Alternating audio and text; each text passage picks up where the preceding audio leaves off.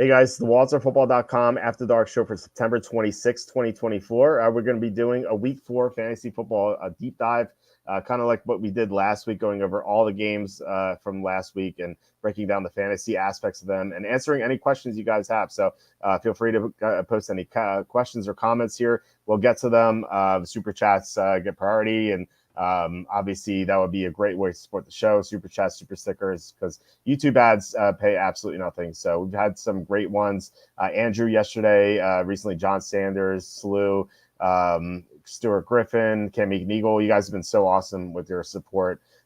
So any further contributions would really be appreciated. But yeah, please hit like, subscribe, comment below, share this video, visit the link in the description for the merch store. As you can see here, we have a ton of t-shirts, and of course I'm wearing one of my own shirts. That's what I do all the time. I'm wearing the money laundering shirt, which I posted today because more money is going to Ukraine.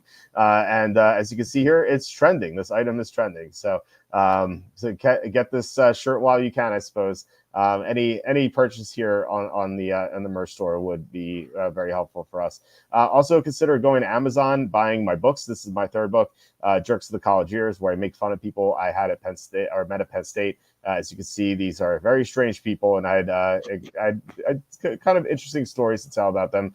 Also, my second book was How the 2020 MVP Was Stolen. If you guys have not heard the story, Aaron Rodgers, of course, he won the MVP in 2020, but Brett Favre tried to sabotage him from winning the MVP. So you can read all about this expose I wrote. We're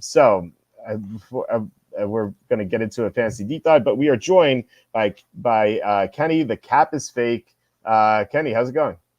Oh, bro, living a dream. Other than we have a hurricane bearing down on Central Florida, and so where I'm at, I live in Claremont, which is it's the highest point in Florida, actually. So I think the highest point near me is it's about 600 feet above sea level. So it's pretty much Claremont is pretty much on par with like Aspen, Colorado, in terms of it's like just kidding. I was like, really? I didn't realize there are these mountain ranges in Florida. So, literally, where I live, Claremont. I mean, it's like one big hill, and it's like it's the highest point in the state of Florida. It's crazy. So you're gonna be safe in the hurricane, hopefully.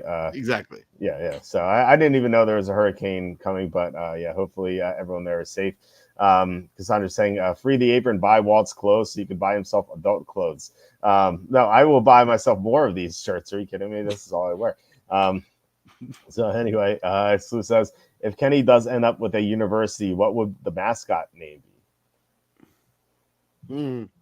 You got to think of that. That's a good one. Oh, maybe I'd run a contest to let people decide. Yeah, let the people decide on here. Well, maybe we can get some good opinions that aren't too racy, because we don't want to get in trouble. But it had to be something provocative, but still appropriate for conservative boomers. You could just you could take off community and go with the humans. just a reference to that or something. I'm sure we can figure out something cool. But anyway, how was your week 3? I assume you want to bring up the fact that you'd slaughtered me in fantasy. I actually had a decent point total. I had like 107 or 108 points, which I was kind of proud of. But then you scored like 170 or something. I think you broke the single week record. I'm at a 3. I was the second highest scoring team in week 1, and played the highest scoring team in week 1, so I lost week 1. That's always a bummer. But been the highest scoring team the last 2 weeks. So yeah, feeling pretty good. Jawan Jennings paying off sometimes it's better to be lucky than good. I had Joe Mixon out, AJ Brown out, Keenan Allen out. So I picked up Jawan Jennings and Quentin Johnson, and you're sometimes you want to take some credit for things, make waiver wire moves like that, but at the end of the day, it's I got lucky. Jawan Jennings went off, and so it's hard to take a lot of credit for those kind of moves. Yeah, we'll get to Jennings. Actually, I wanted to ask you about Jennings. Where how do you think he's going to do this week? Obviously everyone's going to have him now, whereas last week I think probably more than half of ESPN leagues haven't had him. But but this week everyone's going to have him. Like, how would you rank Jennings this week? Like, is he receiver 2, or do you think he's going to go nuts again? Does he have that sort of potential? I mean, it was weird. Ayuk was clearly still the main focal point of the team, and I was getting like double teamed, and they could not. Him and Purdy are just not on the same page. And then like all of a sudden, Jennings just became the focal point of the offense. It was like every other pass play was like clearly to Jennings. So I would imagine they go back to that. Like I would easily, I'm going to start him again this week. I have no problem going back to Jennings. I think I don't do weekly ranks like you do because, I'm not insane. And like, but everyone who does weekly ranks, by the way, that's like one of the hardest thing to do. Yeah. And like, I see people on Twitter sometimes rip you like, well, I can't believe you ranked this person. I'm like, dude, you know how freaking hard it is to sit down every single week and do ranks anyway, it's the most thankless job. So well done, Walter. You're like, I would never want to have to do that every week. Anyway, but if I was insane doing weekly ranks, he's solid wide receiver 2 territory. Maybe even kind of upper. I'd have him in top 20. I think. Where do you have him? I've been projected for 12 fantasy points, but that's assuming Kittle comes back. If Kittle's out again, and then I'm going to bump him up. So he's in the high receiver 2 range. So I agree with that assessment. I was going to ask you this as well because I've done a lot of best ball drafts. Where would you draft Juwan Jennings if you had to draft a fantasy draft right now, week 4 onward for the rest of the season? It's hard to believe that he's going to be a wide receiver 2 the whole year. I mean, now that I have him on my team, I hope so, but I don't think he's in that category. And so I think I would imagine I think realistically though, I'd safely draft him as a wide receiver, low end wide receiver 3, flex option. So that makes him like, I don't know, top 70 overall, top 60 overall. Is that 6th round? Does that sound like in standard leagues? 6th, 7th, I think it kind of makes sense. I was going to ask you this because the first draft I did, someone took him in the 4th round, which I couldn't believe. If like you told me Kittle and Debo would be out for the rest of the year, I could absolutely buy that. But once those guys come back, like he's going to take a back seat to them, I assume. But yeah. He's still good. I mean, he proved that he can produce when given the chance, at least. So it wasn't for Gazy. It wasn't like just like Quentin Johnson scored a touchdown this week too. And I had him, but like I watched Quentin Johnson, just like, I'm actually not confident. That's like, that felt kind of lucky. Juwan Jennings felt legit. Yes, I agree. So Chris says going to add Jennings that AM waffled as I poured over the stats, went back-to-back meetings and got sniped during that time. Sorry to hear that. So, but who cares? I won anyway. All praise to Barkley and Burrow. In a fantasy draft, where does Barkley go right now? 1-1. I'm just sad for now. I didn't double down and get him in both leagues. I actually had in another draft I did this morning. I had the first pick. I took Saquon Barkley at first overall. Is that where you take him? I think so. Yeah. I mean, there's a part of me that wants to take Breece Hall, but when we get to the Jets, maybe I just the way Allen is playing, I can imagine that's going to be a timeshare. So I think Barkley is the guy. Yeah. Yeah. All right. Let's get to that game. The Jets slaughtered the Patriots. It was 24-3. As you said, Braylon Allen, who's getting a lot of carries. Now, some of those carries came when the game was no longer in doubt. The Jets were clearly in command. Yeah. And I think if they were playing a better opponent and this were a closer game, you'd see a much wider split from 16 carries for Hall and 11 to Allen. But Allen is super talented. As I texted you, he's second. And I know you hate the yards per carry stat, but yards per carry after contact, I think, is a much better number. Absolutely. Yeah, Braylon Allen, second in the NFL in yards per carry after contact, only second to J.K. Dobbins, who's number 1. But Allen is very talented, and he is going to eat into Hall's workload a little bit. He might siphon some touchdowns, which is unfortunate, but I think Hall is still a beast. I would still take him. If we were to redraft, it'd still be a top 5 pick for sure, maybe top 3. I'd have to think about it. But anyway, as Garrett Wilson, I think, was the only real takeaway here otherwise, because he had, he saw 9 targets, team high, which is The good news, the bad news is that he seemed to lack chemistry with Aaron Rodgers, and he's been slipping in the best ball drafts. He used to go like early second. Now I saw him fall into early third this week. Wow. So yeah, so I sniped him at one draft late second. So what are your thoughts on Wilson and plus anything else here with the Jets, including Braylon Allen? I had not seen a ton of Jets the first two games, so I went back watching that game live, and I texted you during the game, and I was like, Braylon Allen is good at football. Like wow, and just like just certain plays just stand out to you. You watch, you're like, oh, that guy's actually legit. And like again, I don't watch college football because I never know who's going to be good, and I'm just reading guys like Charlie Campbell. That's all I'm relying on. I watched this guy play. I'm like, wow. And so I'm like, man, if he was on a team where he was the primary running back, Braylon Allen would be flirting with like RB1 numbers. I mean, like, so it's like a bummer that he's not, but I think he's the 26th, standard. So anyway, I wonder, are the Jets going to be, as you just said, I mean, like Garrett Wilson and he gets the touchdown. So, if you own him, obviously that's good and it looks better in the box score, but like something's dysfunctional between him and Rodgers. And so they're not on the same page. And so several miscommunications. I don't know what causes that. I just suspect that the Jets are just like, okay, we're just going to be a, running back driven team, run the ball, throw the ball to the backs. And this is a Breece Hall, Braylon Allen show. Like, I don't know if I was a Garrett Wilson owner, I'd be a little bit nervous right now. Does that feel unfounded, or do you feel like, they'll get it together? Or I'm feeling a little concerned. I would be a little concerned, but I think Garrett Wilson's just way too talented for him to not produce. As far as their lack of connection is concerned, like it's just a lack of chemistry between the two. Like they don't play preseason anymore. He didn't see the field at all in August, and so it was like they really only have 3 games in total combined playing with each other. So they're going to develop chemistry, and like think about who he has the best chemistry with. It's Alan Lazard. It's because he's played with Lazard a bunch of times. So, as the season progresses, I think Garrett Wilson is going to get better and better. I think if you're doing best ball and you get him 3rd round, like I think it's a really good value. Like I would definitely take him late 2nd, early 3rd.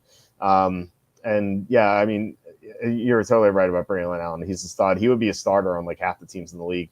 But yeah, he's not going to get an opportunity as long as Breece Hall, he's not going to get the full workload as long as Breece Hall is healthy. So. Sue says, our running backs to 30 more carries so far, top 5 yards per carry. Dobbins, Barkley, Aaron Jones, Chuba Hubbard, Jahmyr Gibbs. Does Kenny care to comment or provide analysis? No, all of those guys are good at football. Yes. Yes, they are. Well, most of those guys are good at football. Let me take that back. Who don't you like here? Hubbard, I suppose. Hubbard's fine. Yeah, he's solid. He's clearly not the same as the rest of the guys in that list, though.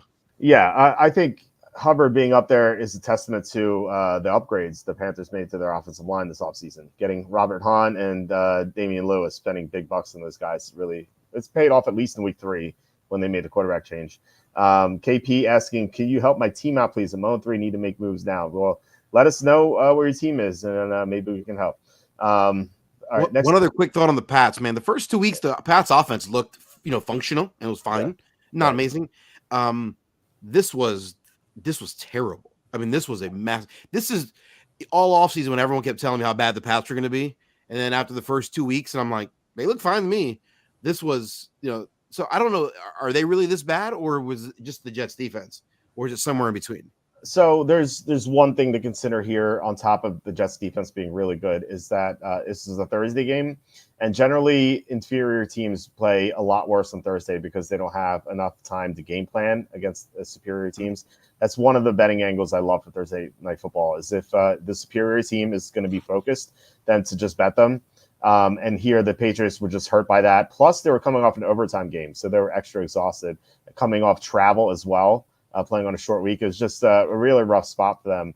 But their offensive line is a disaster. That's the main reason why I hated them so much heading into the year. I bet they're under 4.5 wins because that offensive line looks so bad. But I think there are a couple of things to like here.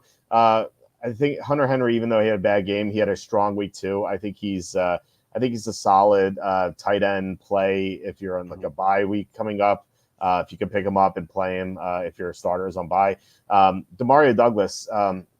So Gerard Mayo, ahead of that Thursday night game, said that he wanted to get Demario Douglas way more involved because he didn't get any targets in week 2. And lo and behold, he had his seven catches, 69 yards. So PPR, I think he's an okay flex play. But I think he's going to be okay, at least until Kendrick Bourne comes back. I don't know when that's going to be. Second half of the year, I think Bourne could be someone to look at, but it's still going to be rough sledding here for the Patriots because their offensive line is horrible. Yeah, I mean, this was far and away the worst performance of the year for them. Because I hate myself, I've watched quite a bit of Patriots because I like torture. You like torture. Who doesn't like nice torture? John saying Spears. It's good for you. Yeah, Spears available in my league. Should I pick him up now before they bench Levis? I mean, Pollard's getting most of the workload. I mean, it depends. If you're PPR, maybe Mason Rudolph will throw more checkdowns. I assume so. It's not a bad move. It depends who you're dropping though.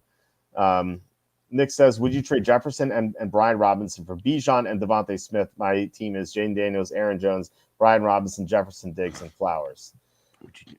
Jefferson and Brian Robinson. Giving up Jefferson and Robinson. I'm assuming that's what it's saying, right? Yeah, I wouldn't do that. To acquire Bijan and Devontae Smith. I mean, Devontae Smith's concussed right now. He's not going to play until week 6 at least. Even if he were healthy, from Robinson to Bijan is an upgrade, and Jefferson. I don't know. Brian Robinson has looked good. I don't. Even if Smith was healthy, it's close, but I still don't think I would do it. Smith not being healthy makes it kind of. I don't know that I want to take care. Devontae Smith's 110 pounds, right? Slow, soaking wet. So it's a bummer he's concussed, and hopefully he gets back. I know he's a little guy who takes hits. I don't know. Those kind of guys don't come back from concussions quickly, right? Yeah. People are saying keep Jefferson. Slew with a great point. The Falcons lost 2 offensive linemen, so Bijan's running ability is going to be diminished a little bit. So just keep that in mind. KP saying 12-team PPR or 12-man PPR. Darnold, Dobbins, Rashad White, Amari Cooper, Garrett Wilson, Kirk, McBride, Samir White, benches Benson, Douglas, Goddard, Likely, Jordan Love, Jacoby Myers, Puka.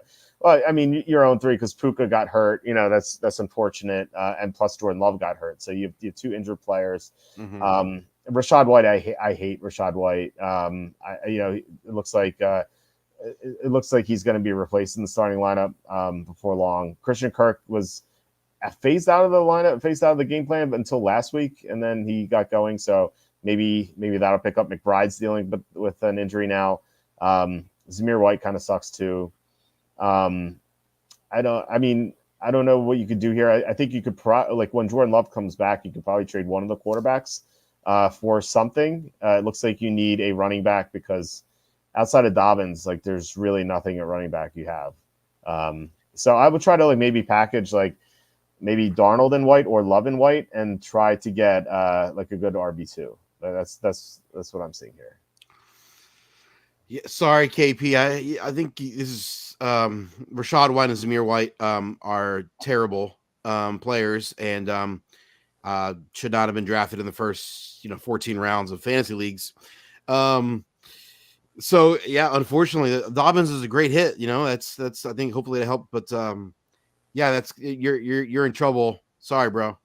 Yeah, Bucky Irving 6.2 yards per carry so far. Yeah, he's broken off. Johnson's having running backs named Brian Robinson and Bijan Robinson is annoying. Goodell should use the fine money he collects to pay one of them to legally change their name. I like it. I'm a fan of that. KP says send Puka, Garrett Wilson, and Rashad White for CD. Maybe another piece.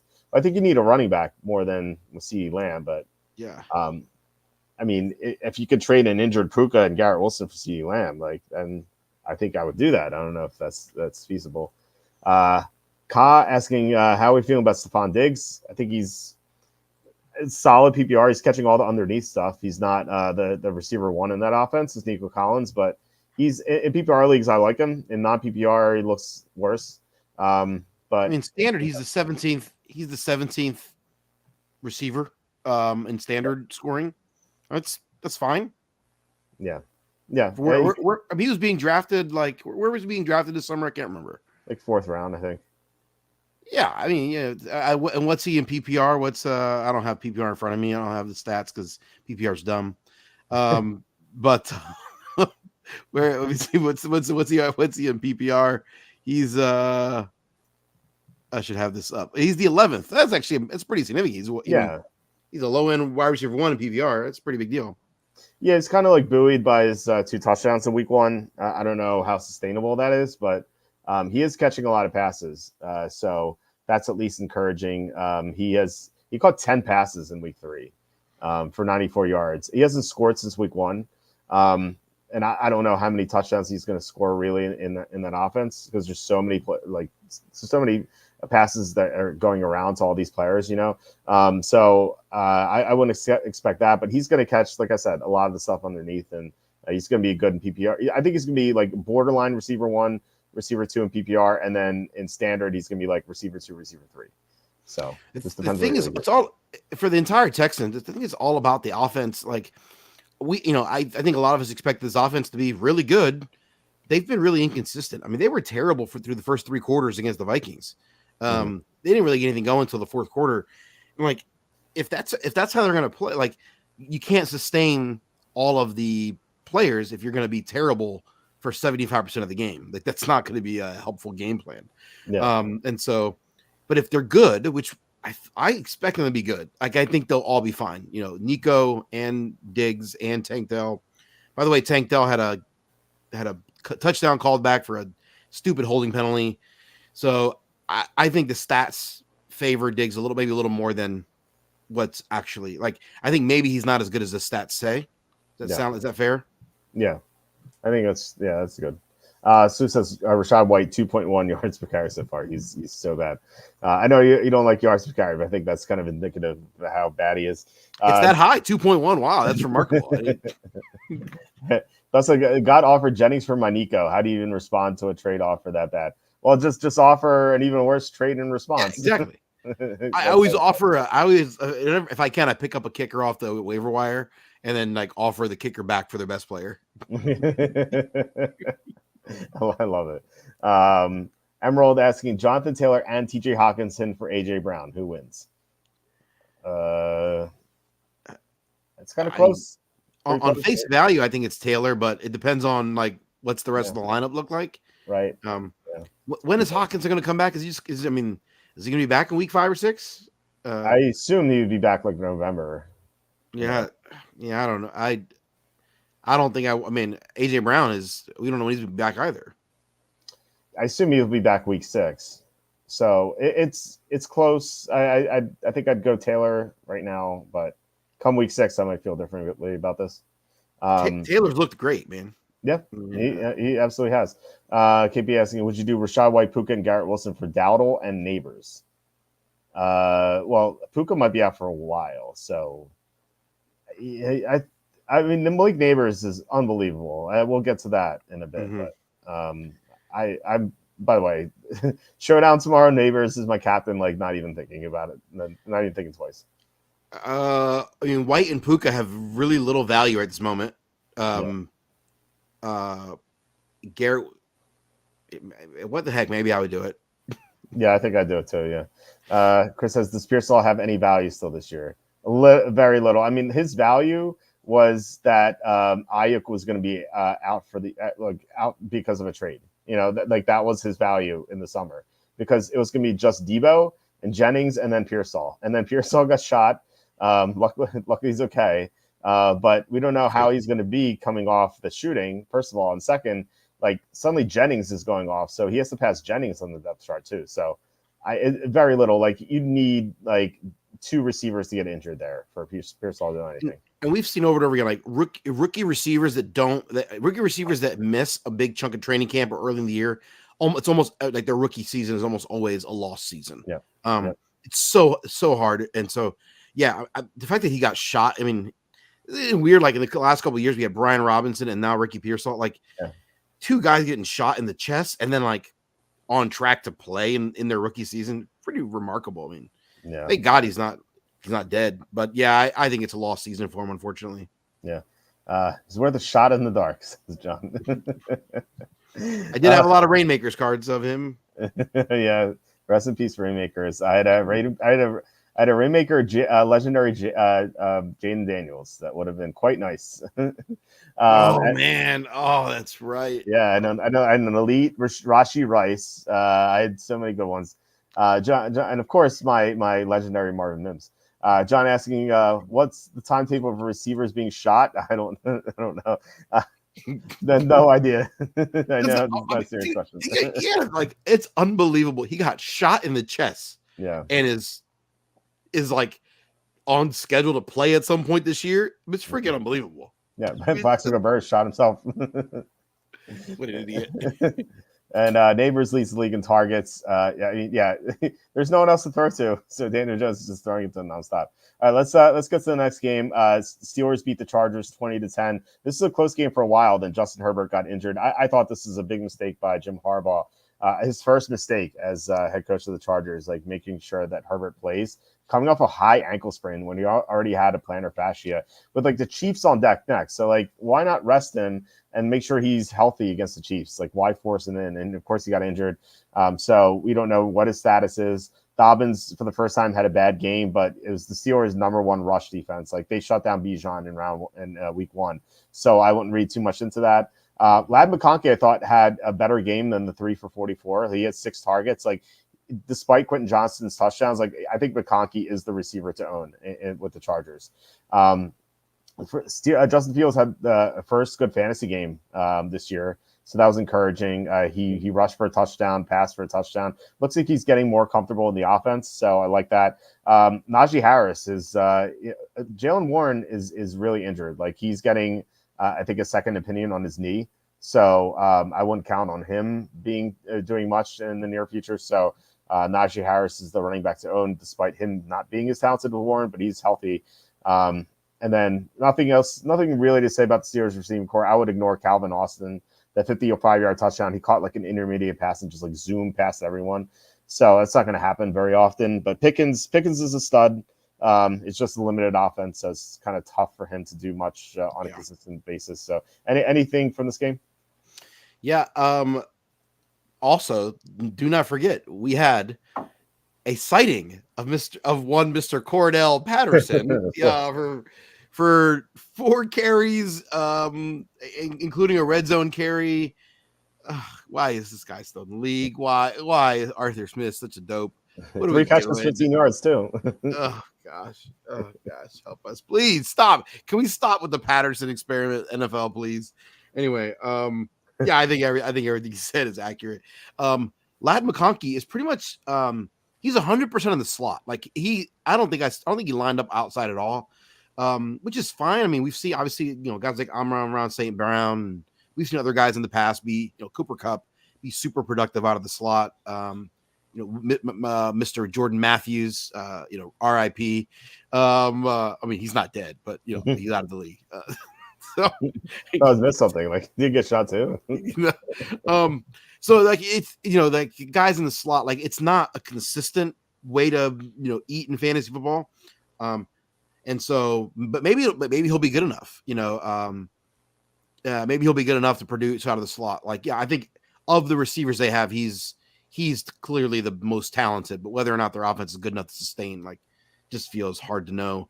I have Quentin Johnson in our home league. He scored a touchdown, so thankful for that. Obviously, I'll take it, but I would not be banking on Johnson. He does not look like a real NFL player at this point yet. So yeah, I would sell high on him. I think it's smart. I think that's not sustainable what he's doing. Ray asking, would you start Cowboys defense versus the Giants, Saints defense versus the Falcons, or Vikings defense versus the Packers? Also, which receiver 2 should I start in standard? Pick one: Ayuk, Jennings, Waddle, Pittman, and Deontay Johnson.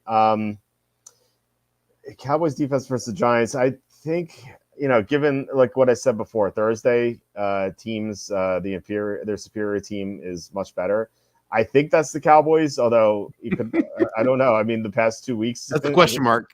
right? I like 2 weeks ago, I would have said definitely Dallas. I question that now. Atlanta, as Slew pointed out, they're missing 2 offensive linemen, so it's a nice advantage for the Saints. And if Malik Willis starts, the Vikings defense, which has been top 5 in EPA this year against Malik Willis, a quarterback. So all those options seem appealing to me. I think I'd lean toward the Saints because Atlanta has the 2 missing offensive linemen. What are your thoughts on that? And as far as receiver 2, it's funny that Ayuk and Jennings are being considered here. I think I'd still go with Ayuk. Waddle's definitely out with the quarterback situation. Pittman and Richardson don't have a good connection. Deontay Johnson is really interesting too.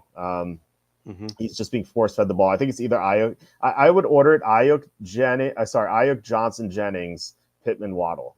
So what are your thoughts on these questions? I probably have the same ranking. Yeah, I still think Ayuk is the best. He's the most talented guy. It's like, even though he's been dysfunctional for 3 weeks, I just got to imagine like that's not going to last. And I'd be willing to take my shot on Ayuk. Yeah, Deontay Johnson's an interesting one. He looked like he forced the ball. The offense looked, I can't believe it, with Mr. Andy Dalton at the helm. They looked like a functional offense. So maybe, Deontay Johnson, once upon a time, I was the president of the Deontay Johnson fan club. So maybe he's going to, I think it depends on what you need. If you're looking for a more high upside, you're willing to take a little bit of a risk, maybe Johnson is the play. But if you just like, okay, what's the kind of just the generally conventional right move here? It's Ayuk. Okay. Emergency, what's up, fellas? Trade away Jonathan Taylor for Harris and Evans? No, I would not do that. Najee Harris? Yeah, that's what I assumed. And Mike Evans? Yeah, I would not do that. Unless like you're really hurting for depth or something. I don't or receiver help. Like I wouldn't do this. Franco Harris and Lee Evans? Lee Evans. No, do not. Jonathan Taylor scored 2 touchdowns this week and should have had a third. Yep. He literally, he's like they rode him all the way down the field, gets down inside the 5. He goes out for one play for a breather. They give the ball to Trey Sermon. He scores a touchdown. I mean, like, it's just like the lamest. Like, yeah, I know. It's like the suckiest. Like, if you're the Jonathan Taylor owner, you're just like, come on, man. Yeah, I have a bet on Taylor to win the rushing title this year. So hopefully that comes through. Just traded Jordan Mason and received Cooper Kupp, neither solid receiver 2. Yeah, Cooper Kupp might be back soon. It makes sense. I like, who knows with McCaffrey? He might be out for the year, really. But if he does return, Mason's stock is just going to plummet, obviously. Oh man, I have a suspicion that's like none of the news seems good, and it's just like, it would not surprise me if we get to like week 6 and then like all of a sudden they announce like, McCaffrey's like out for the year. He's not coming back. Like, oh yikes! What a bust. Yeah. It's crazy.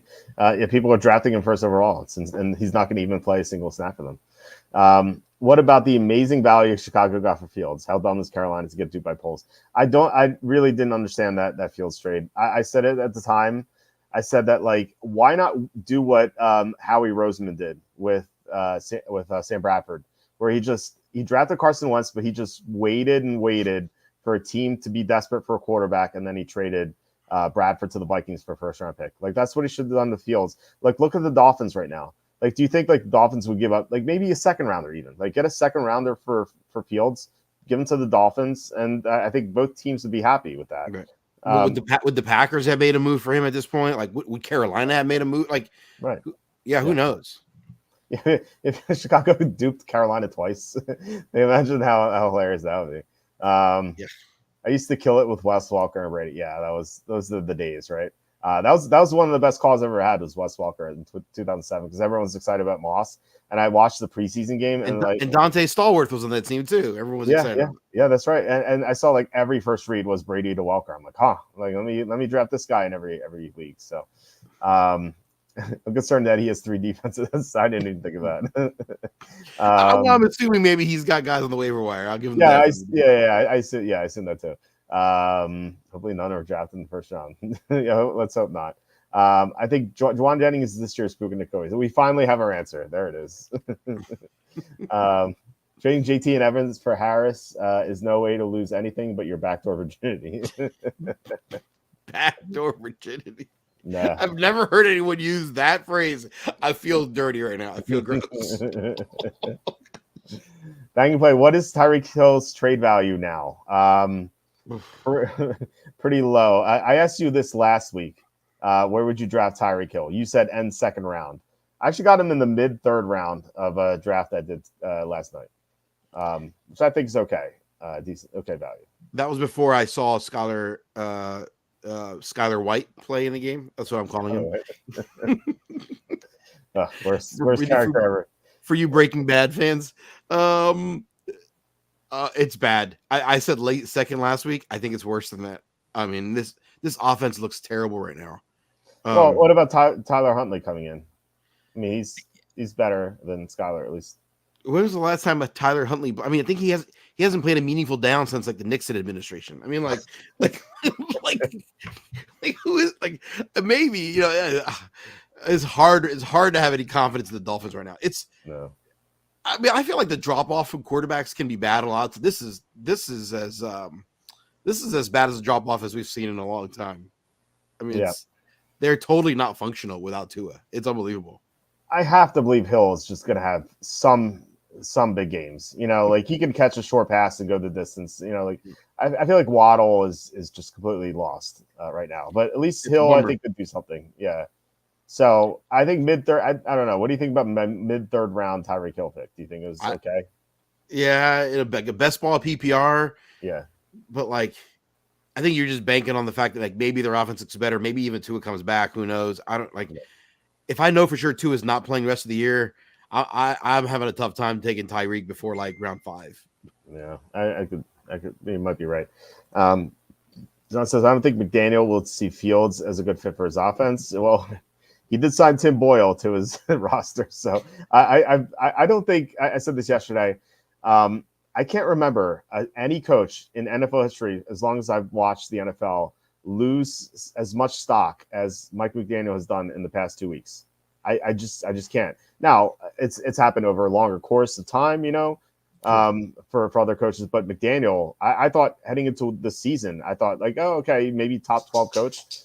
I think he's one of the worst coaches in the NFL right now, just from what I've seen the past 2 weeks. Like he just looks lost. He doesn't seem to know what a 2-minute drill is. He doesn't get the ball to his best players. Alec Ingold had triple the number of receptions as Tyreek Hill in the third quarter last week. By the time Skylar Thompson threw 13 passes, Devon Achane had only 6 touches.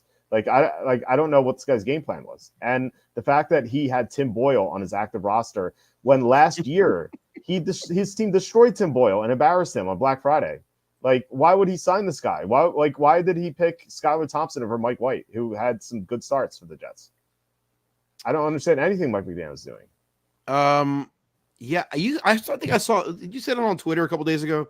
Did you make that same comment? Kind of like I ranted so much about Mike McDaniel that something. Yeah, I thought I saw you made a comment on Twitter.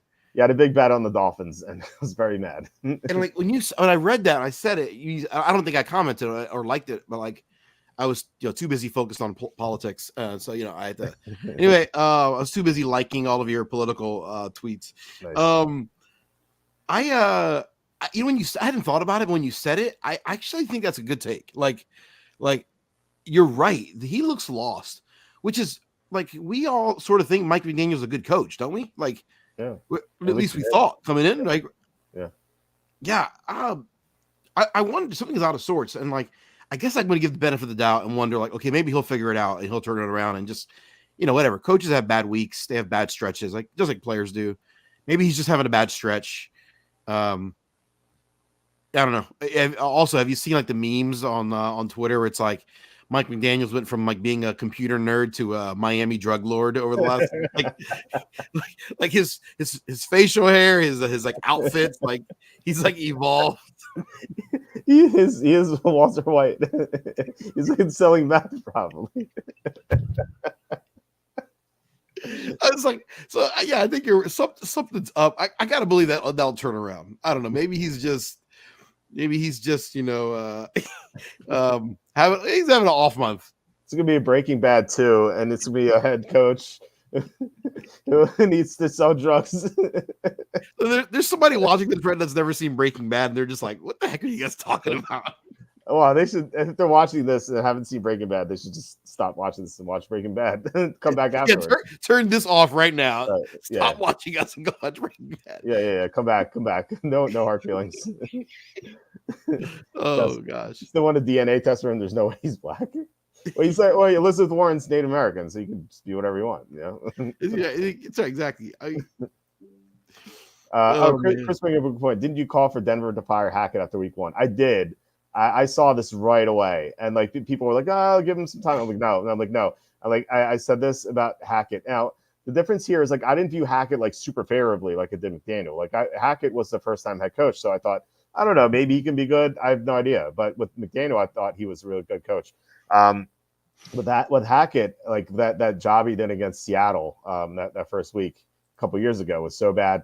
I compared it to like if you take like a girl out on a date and like she at dinner she starts throwing silverware, she's like throws ketchup all over the table, she throws food at your face, she trips the waiter. Like, are you gonna be like, oh, maybe I'll ask her out on the next date? You know, maybe this will work out. Like no, like it's gonna be terrible. Just get rid of her, get rid of Hackett. Like that's what I thought they should have done right away. Like you just know, I would have fired him after one game. Okay, I gotta be honest. Have you ever been on a date with the girl started throwing silverware? I mean, that's a pretty rough date, bro. I've been on some rough dates, but nothing that bad. I'm like, is this true? Is this some sort of like passive aggressive way of Walt just like getting venting something that happened to him? It would be I don't know. I don't know what the post dinner festivities would be like. Maybe it'd be interesting, but I don't know. Chris says McDaniel has attempted to disassociate from anything white, or at least doesn't identify with it. Yeah, I don't understand. I think he's basically Elizabeth Warren at this point. Cassandra says Walt's Dolphins Titan write up this week could have just been Mike McDaniel. We could have saved a lot of time. Yes, all I did was just rant about how bad McDaniel was in the recap. That's all I did. I think he's got to get better, right? He's basically season 7 and 8 of Game of Thrones. That's right. Oh man, that's the low blow, John. That's yeah. He is that bad though. That's a good comparison. Chargers best players are out. Would KC and Teaser be good bet? Yeah, I think so. If you can get the 1.5, 2.5 at most, yeah, I think yes. I think you try to pair the Chiefs with something. Yeah. All right, let's get to the next game. Colts beat the Bears 21-16. This game was like comedy of errors. There's so many mistakes by both teams. Like Richardson threw some of the worst interceptions I've seen, and yet like he just is amazing sometimes. I saw a tweet from someone. I can't remember exactly how it went, but it was like Richardson makes passes that 99% of quarterbacks can't make, but he throws passes that 99% of quarterbacks will never throw. Like it's so he looks so great sometimes, and then he just looks so clueless at other times. That's a great assessment, by the way. Whoever said that, I wish I remember who said that. I saw it on Twitter, but it was great. We talked about Taylor already. It's so hard to play these receivers. Like Pearson best ball is okay because he can sometimes catch deep passes, but like Pittman and Richardson have no chemistry at all. And Richardson has bad intermediate accuracy, so like that really just does not jibe well with Pittman. So I would try to offload Pittman, unless you think Flacco is going to take over for injury or something, or ineptitude by Richardson. Then like if Flacco takes over, then Pittman could be good again. But at this point, I'd give up on him. Caleb Williams had some bad throws too. He had some great throws as well. So at least he's showing some potential. DeAndre Swift is awful. I feel like he's going to be Miles Sanders. Like last year, Sanders was the starter and they got benched. I think Roshan Johnson may take over. He had 8 carries and he had 5 targets. So I think he's someone you can maybe target. You could also target Khalil Herbert if you like him more. But it seems like for some reason the Bears just don't like Herbert. I think they like Roshan more. So I think I'd go Roshan over Herbert. Odunze, I think it's crazy to say. I think Odunze is the receiver to own over DJ Moore. Like Caleb and DJ Moore don't have the best chemistry right now. And he and Caleb and Odunze have much better chemistry. If you look at DJ Moore's stats, like 8 for 78 looks good, but 44 yards came on a Hail Mary at the end of the first half that was off a deflection. So if you take that out, he only had 34 receiving yards. which is a red flag against this bad Indianapolis defense. So, plus there was some horrible coaching here by the Bears. They kicked off with 2:01 left in the fourth quarter with one timeout, and like they couldn't stop Taylor. Like, so why aren't you onside kicking when you can't stop the opposing running back? So of course they never got the ball back, of course. So any thoughts on this game? One thing on Caleb Williams, I don't watch college football, so I don't know. Everyone told me how great Caleb Williams was. He's the next Patrick Mahomes, blah, blah, blah. If I watched Caleb Williams, if I didn't know the guy's names, if I'm watching Jaden Daniels and Caleb Williams, I would have told you, oh, Jaden Daniels was clearly the generational prospect, right? Yeah. Like, Caleb Williams does not look anything like people said he would. No, it's his third NFL game, so maybe he'll get better. There's a question mark there. And Anthony Richardson, I thought, gosh, he looks terrible. This is also just his seventh game, right? Like, so he has freak talent, and I just wonder, he needs a good coach, and I'm not sure he's got it. I'm not sure what he's got in Indianapolis is actually good coaching right now. So I don't know. We'll see. Jonathan Taylor's awesome. You mentioned him. The running back situation at the Bears is a freaking disaster. It's like I feel like I'm watching the 2020 Democratic primary. Like, oh my gosh, what a crap show. Like, that's what I feel like. You mentioned Roschon Johnson. The problem is, like, all of his carries and targets were in like garbage time in the fourth quarter. So it's like when the game actually mattered, they didn't seem to trust him either. So it's like Khalil Herbert, who I've been the biggest Khalil Herbert booster for years. The guy had 3 carries inside the 5 in this game and couldn't get anywhere. Like, just like looked terrible. I'm just like, I watched this and I thought, maybe I've been higher on Herbert than I should have been, and maybe he sucks. And I think he looks good, and he just maybe, like, I had the realization maybe he's not good, and DeAndre, like, maybe none of these guys are good, and maybe the Bears are just going to suck. Although Odunze looks awesome. He should have had a second touchdown. Caleb Williams totally missed them. He looks like he's actually really good. And so maybe he'll still be able to produce. I think you're right on everything you said. I think both of these teams have, other than Jonathan Taylor, both of these teams have like just dysfunction all over them. Yeah, Chicago's run blocking is so bad. So it's gonna be tough for anyone to produce, but I would try to unload Swift as quickly as possible if you have him on your roster. Like, try to find someone to take him. Because I think he's going to be benched like Sanders was. Did you like the 4-down sequence at the goal line where they ran 4 times in a row when they spent 2 top 10 picks on their passing game? Like, it's so bad. It's like, okay, four runs in a row is defensible if you're close enough and if you have a track record. If your offensive line just blowing guys up, right? Yeah. Like, your offensive line is struggling all game. Your running backs are struggling.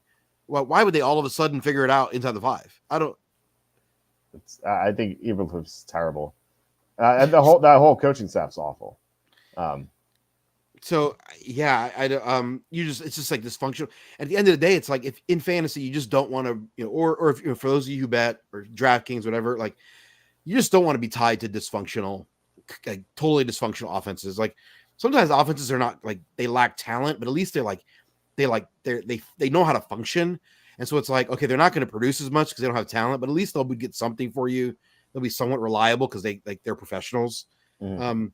Like right now, the Chicago Bears is a total laughingstock. And I just, Odunze may be the only hope. I wouldn't want my fantasy team to be dependent on any of those guys. I saw a tweet where, Schefter tweeted out all the Bears got from the Panthers. And someone replied, like, wow, the Bears must be really good. So it's a pretty sad state of affairs there. Big Z said, start Likely with McBride out, or should I pick up Mike Gesicki? I think Likely's fine this week because they're playing the Bills. The Bills are weak over the middle of the field because they're missing 2 linebackers. So I think that Likely could get on the board. Likely ran more routes than Andrews did last week. So just keep that in mind. That situation is if you're a Mark Andrews owner, Mayday. Yeah, well, I think Mayday for now. He could get healthier in the second half of the year and be fine then. I think right now he's just not 100%. I think that's the issue coming off that injury that he had. Trey Tucker's fire. Yeah, he was good in garbage time. As far as accuracy goes, Richardson is a black Jake Locker. It's very rough. Richardson's way more talented than Jake Locker. Jake Locker was terrible. He was. Yeah, it's crazy how quickly he retired too. Richardson is 2018 Josh Allen. Yeah, I mean, I think he's worse. He's only played 4 full games, in his career. So maybe we cut him some slack a little bit, but I mean, his decision making is just terrible. I feel like with Allen in like his second year, so 27. Allen was a rookie in 2018, or was it the 2017 class? 2018. He was 2018. Yeah. Yep. I feel like Allen was like, there were moments where it's like, hey, maybe like there were moments where you saw the talent on display. Mm-hmm. Richardson, it's like you see a big arm, and then like that's it. Yeah, absolutely. Komet may have the biggest upside. Thoughts? Yeah, Komet should have mentioned him. I as long as Keenan Allen's out, Cole Komet has great upside. The problem is when Keenan Allen comes back, he's going to siphon targets away from Cole Komet. So just keep that in mind. Just watch the injury report for Allen if you plan on starting Komet. Next game is Vikings just shellacked the Texans 34-7. Vikings have been super impressive. Darnold, 4 touchdowns. People are saying Darnold for MVP. I don't know how you pick him over Jefferson for MVP, but sure. Jefferson, just amazing. Of course, Aaron Jones, a big part of the game plan. A touchdown, 150 or so net yards. He looks great. On the Texans side, I like what CJ Stroud said. He said it's time to get to work after this loss. I feel like Houston came off that week 2 win on Sunday Night Football. It's their first primetime game. They won. I think they their heads got a little big, and they kind of took Minnesota for granted. So I wouldn't read anything into this Houston situation. I think they rebound. The only thing I would say is like don't play Cam Akers, even though like Joe Mixon may be out again. Dameon Pierce may be out again. I saw Cam Akers was owned in like 30% of lineups on DraftKings. And I was like, I initially thought I was like, okay, I'm gonna play Akers. He's just so cheap. And I'm like, wait a second, what am I doing here? Akers is horrible. So I took him out, thankfully. So any thoughts on this game? Yeah. By the way, the Vikings look legit. Sam Darnold, not amazing, but looks like he's playing decent football. He's playing the best football of his career. And so I know it's easy to think maybe this team is this is fraudulent, or like their offensive line looked awesome in this game. Their defense is playing good. Sam Darnold's playing smart football. Like I think this is going to last for a while. So I think you can trust all these guys. The Houston offense just looked awful for 3 quarters. Don't know why. Fully, you talked about that already. I do think Tank Dell sooner rather than later will assert himself as a more significant part of this team. Like I know Nico Collins is like seems to be on paper the number 1 guy. I'm convinced Tank Dell is the most talented receiver right now in that team. He's the most talented offensive weapon they have. I can imagine him being really good down the stretch. Also, Ty Chandler sucks. Don't put him in your lineup. He's terrible. Terrible. Yeah, he has, unfortunately, he has some value because Aaron Jones has a bad injury track record. So you'd imagine that he's going to start some games, but then, and again, you have to ask yourself, like, what are you getting out of him? So I wouldn't be like, if Jones goes down, of course you're going to try to add Chandler, but I wouldn't be like super excited about that. I would not be excited about Chandler being on my team. Yeah, I agree. I do agree with you with Tank Dell. I think it's just he's like a volcano ready to erupt at some point. I think that he's going to go off any week now. Eagles 15, Saints 12. So good news for the Eagles. They rebounded off the loss. The bad news is they lost Lane Johnson and Devontae Smith and Britton Covey, of course. He's out as well. So like, who do they have left besides Saquon and Dallas Goedert? I accidentally drafted Jahan Dotson in like the 17th round of best ball because I was trying to click Greg Dortch and I clicked Dotson instead. And I'm like, actually, that might not be that bad because the Eagles have so many injuries here. But it's good. I don't know what they're going to do next week without Brown and Smith. It could be a disaster in Tampa. The Saints, they fell apart when Eric McCoy went out. He's like been their best offensive lineman. He's an amazing center. He got injured on the first drive. Their first drive was actually pretty good, and then they kind of just stalled after that. They couldn't really run consistently with Kamara. They couldn't give protection to Carr, so that's why Shaheed didn't catch a single pass. Olave regressed to the mean, which everyone should have seen that coming. But what are your thoughts here? Kamara still looked great. I mean, he had 29 touches in this game, and the Eagles front seven. I ripped them last week, so I get they were terrible the first 2 weeks. They were awesome in this game. I mean, Jalen Carter was all over the place. Jordan Davis in the backfield. Their linebackers were flying to the ball. I mean, they looked great. And so it's hard to know what version of the Eagles defense you're going to get going forward. Who knows? But Kamara was getting hit in the backfield and he's just an awesome player. So if you got Kamara, he's great. Trust him. Derek Carr's Derek Carr. He made some really bad decisions down the stretch here. So hard to know. I think what the Eagles do this coming up week, they just give the ball to Barkley 35 times. I mean, like that's just the. By the way, two things that just so infuriating as an Eagles fan. Saquon Barkley did not have his first carry until 12 and a half minutes left in the second quarter. Wow. He had no carries in the first quarter, no carries on the first drive early in the second. They got the ball back, and he gets and I'm just yelling at the television, like, what? Where is Bart? What is going on? Like, how? I don't understand. And then they finally were just like, okay, never mind, we suck. Here, Saquon, go earn your $13 million a year, and he did because he is awesome. What? They lost the right guard Mekhi Becton and Lane Johnson, the right side. So the right side of the offensive line was out, and Saquon didn't matter. He's awesome. So what is coach? Sometimes coaches just outsmart themselves, man. Just give the ball to your best player. Stop it. That's one. The second thing is the Eagles set a record, NFL record.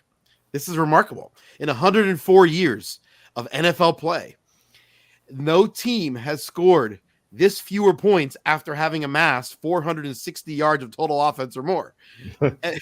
Every single time a team, in every game where a team in NFL history has amassed at least 460 yards of total offense, every single time they scored at least 17 points, and 80% of the time they scored 24 points more. The Eagles broke the record all time. The fewest points with that many yards, 15, because they went to the red zone 4 times and came away with 0 points 4 times. This game could have been the 37 point. The Eagles dominated this game, start to finish, and this should have been a blowout. And the fact that they didn't is on the coach and the quarterback, and that is alarming. The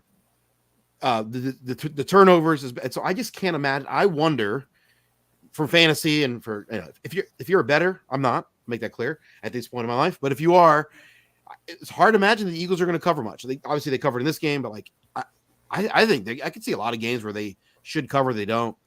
I could see this team just going, okay, hand it to Saquon, and until Hurts starts changing his decision making, it's going to be hard to trust. So I don't know, man. Maybe from a fantasy standpoint, Hurts still has enough value because of the rushing touchdowns potential there is still there. But there's a big part of me that wonders, yikes, there's nothing here that's reliable. What do you think? Yeah, they were moving the ball well between the 20s, and they just stalled out every time they got into Saints territory. The stupid mistakes, Hurts dumb passes, dumb decisions on 4th down, penalties. They just killed themselves with mistakes. But it is the early part of the season. You wouldn't expect them to play at their best right now, even though they were coming off a loss, but still. They have all year to right the ship, and they could be better in the second half of the year. It's a very long season. Just look at how the Chiefs played last year. They made so many mistakes, so many drops every week. They looked like a team that was not going to even come close to the Super Bowl, and yet they just turned it on in the playoffs, and they won the Super Bowl. So the Eagles have the talent. I think that's the most important thing. And come playoff time, if everyone's healthy, then they can certainly win it. But if they keep playing like this, then I don't think so. So really depends on their health and how they focus in the playoffs, starting mid-December and onward. So they need to fix some stuff. And I'm not a big believer in Sirianni. I think that's the difference between them and the Chiefs. Andy Reid can coach up the Chiefs because he's the best coach in the NFL right now with Belichick out. Sirianni, on the other hand, he's not as bad as Mike McDaniel, but he's not great either. Yeah, my confidence in him is waning. Yep. He's made some really poor choices. Yep, I agree. Get some comments here. Big week for Nico. Nico eats man coverage, and guess what the Jags play? I feel like anyone can force the Jaguars at any point. The Jaguars can't cover anyone at all. What a disaster of a team that is. We'll get to them in a little bit. Darnold had an amazing 3-game start with the Panthers in 2021. He did. It was like rush. He had like a lot of rushing touchdowns for some reason. I don't remember that for some reason. Yeah, he had like 6 rushing touchdowns in the first 3 weeks or something. And then like he didn't score on the ground after that the whole year or something. It was something like that. But yeah. Kim McNeil says Husky season ticket holder here. Adunze will be a stud if he stays healthy. Very hard worker, wants to be good, always plays hurt, great character. Yeah, he looks awesome. I said I would rather have him than DJ Moore right now. I think DJ Moore and Caleb just don't have good connection going, and Adunze just showed his potential last week. So yeah, try to get Adunze if you can.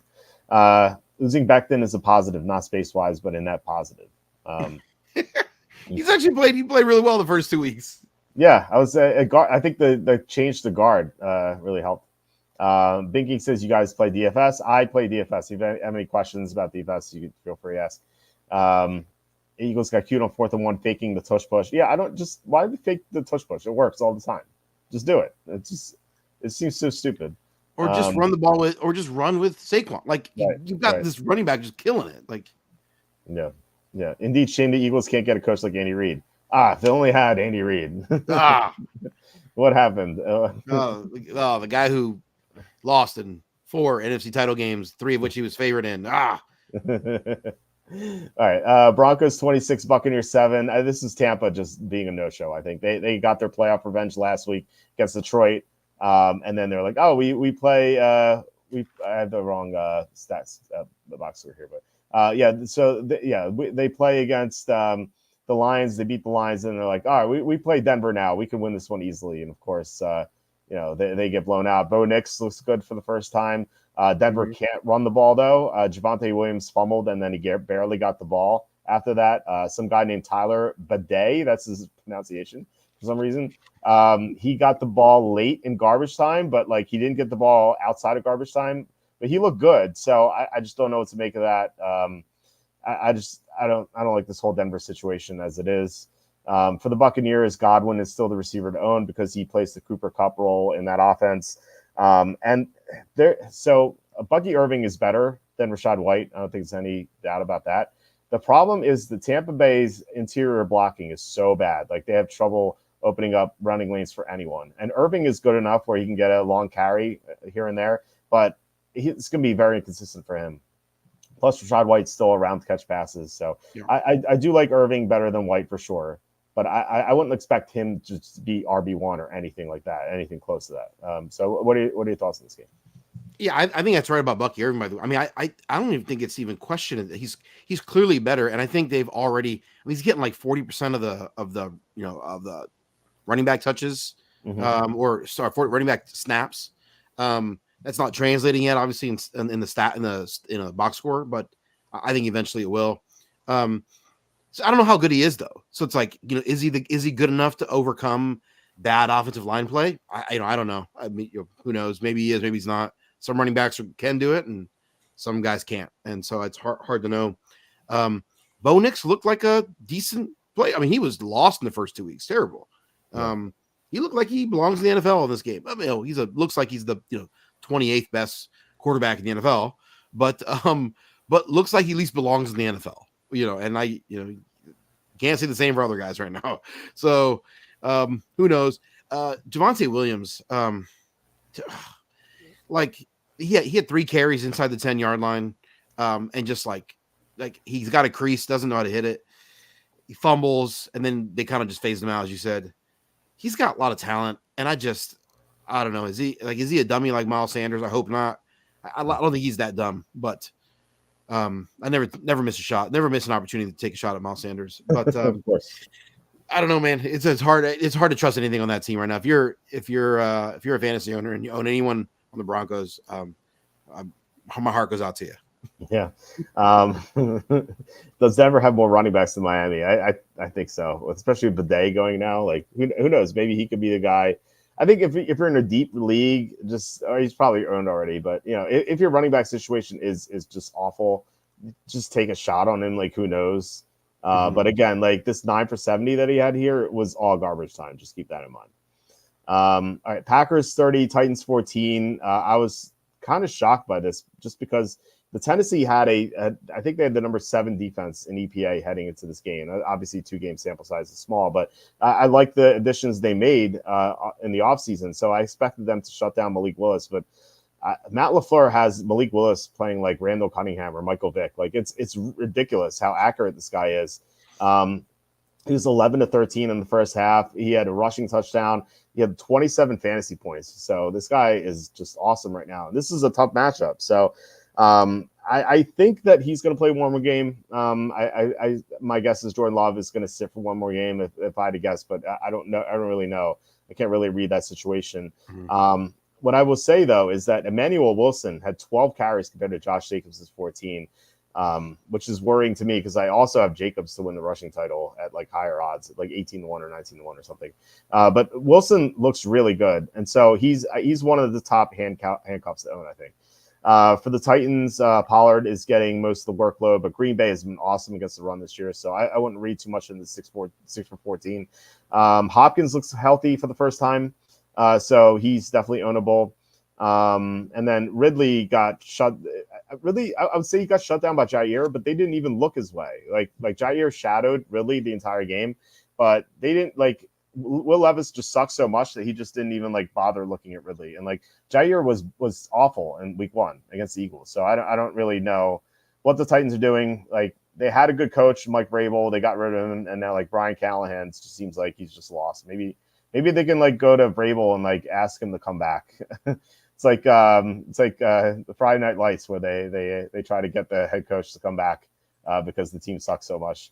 Maybe it'd be that sort of situation. But Will Levis is awful. He had this pick 6 where he stared down his receiver. Then he took a sack on 3rd and 3 because he held on the ball forever. He just like he needs to be benched for Mason Rudolph.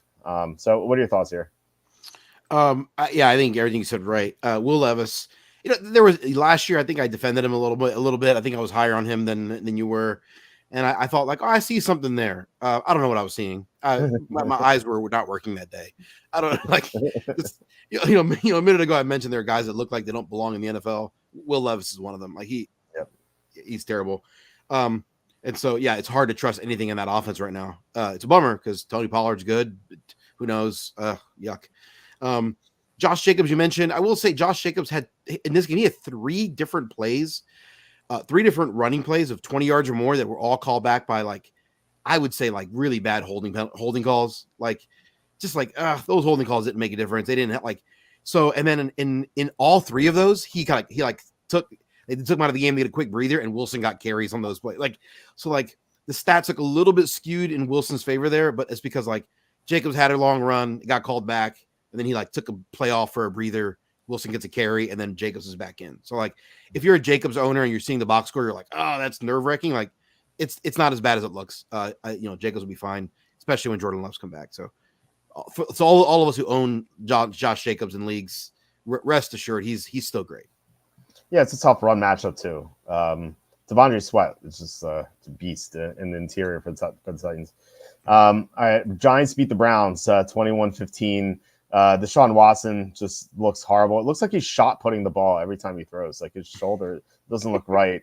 I think it's just a matter of time before. Somebody comments. So many things I want to say. Sorry. Yeah. Sorry. Jameis Winston's going to be starting for the Browns sometime soon. I'm pretty confident in that. Amari Cooper goes off 7 for 86 and 2 touchdowns. That was our top player prop of the week. Amari Cooper's player prop was 49.5 yards. I looked at it. I was like, are you kidding me? It was only because he struggled with weeks 1 and 2. But this is just a great matchup here. The Giants cornerbacks, probably bottom 5 in the NFL in terms of talent. But Malik Neighbors is amazing. I wanted to ask you this. If we're drafting right now, let's just say for next year, Malik Neighbors, where does he go? Is he a first rounder? Obviously it depends on what happens the rest of the year, but if we were I would be flip-flopping Marvin Harrison and Malik Neighbors. Like this when like Marvin Harrison was going in the second round this summer, I'm like, over and over again. I was just like, that's just a stupid choice. Like, if I know what I knew now, and you told me, oh, I'm going to take Malik Neighbors in a second, I'd be like, oh, that's fine. It's totally defensible. And yeah, he might end up being a first-round pick next year. So when I mentioned about Caleb Williams and Jaden Daniels, I would say the same about Malik Neighbors and Marvin Haverson Jr. If I didn't know any better, if I didn't know who these guys were, I would be like, that guy Neighbors must have been the first receiver drafted, right? Yep. And I'm not even sure it's close. I mean, Harrison's played well the last 2 games for sure, but like Neighbors is a beast, and the fact that he plays for the Giants is just, it's terrible for the universe. Yeah, it is. What do you think is average ADP is for best ball this week? It's got to be high second round. It's round 1, pick 10. Yeah, that makes sense. Yeah. In DraftKings best ball beat PPR, I would imagine. Yeah, that's totally fair. Yeah, 3 receivers. So. Yeah. Anything else from this game? Singletary looked good. Second week in a row, he looked good. So yeah, I ended up not drafting Singletary in any league, even though I kind of was like a little bit of a Singletary booster this summer. But again, you have anytime you own a Giants player, your soul's gonna be sad, and so you have to take into account, no matter what this box score says, you have to account for the fact that your soul will be sad, and like no one wants that. That's true. Giants could be 2-1 right now. Yeah, Giants could be 2-1 run right now if they didn't have the injured kicker in week 2. Anything else here? Browns, maybe? They could also be 3-0 if they had a quarterback that belongs in the NFL. I'll say this: like everyone, when they saw week 1, the Vikings destroy the Giants, they were like, "Oh, Giants are going to be horrible this year." But that looks much different now, doesn't it? Minnesota, does, absolutely, yeah. Minnesota's killed everyone this year so far. Yeah. I know that Niners game was 7 points in week 2, but that was a much wider score. Amari Cooper, by the way, was awesome in this game. He's a really good player.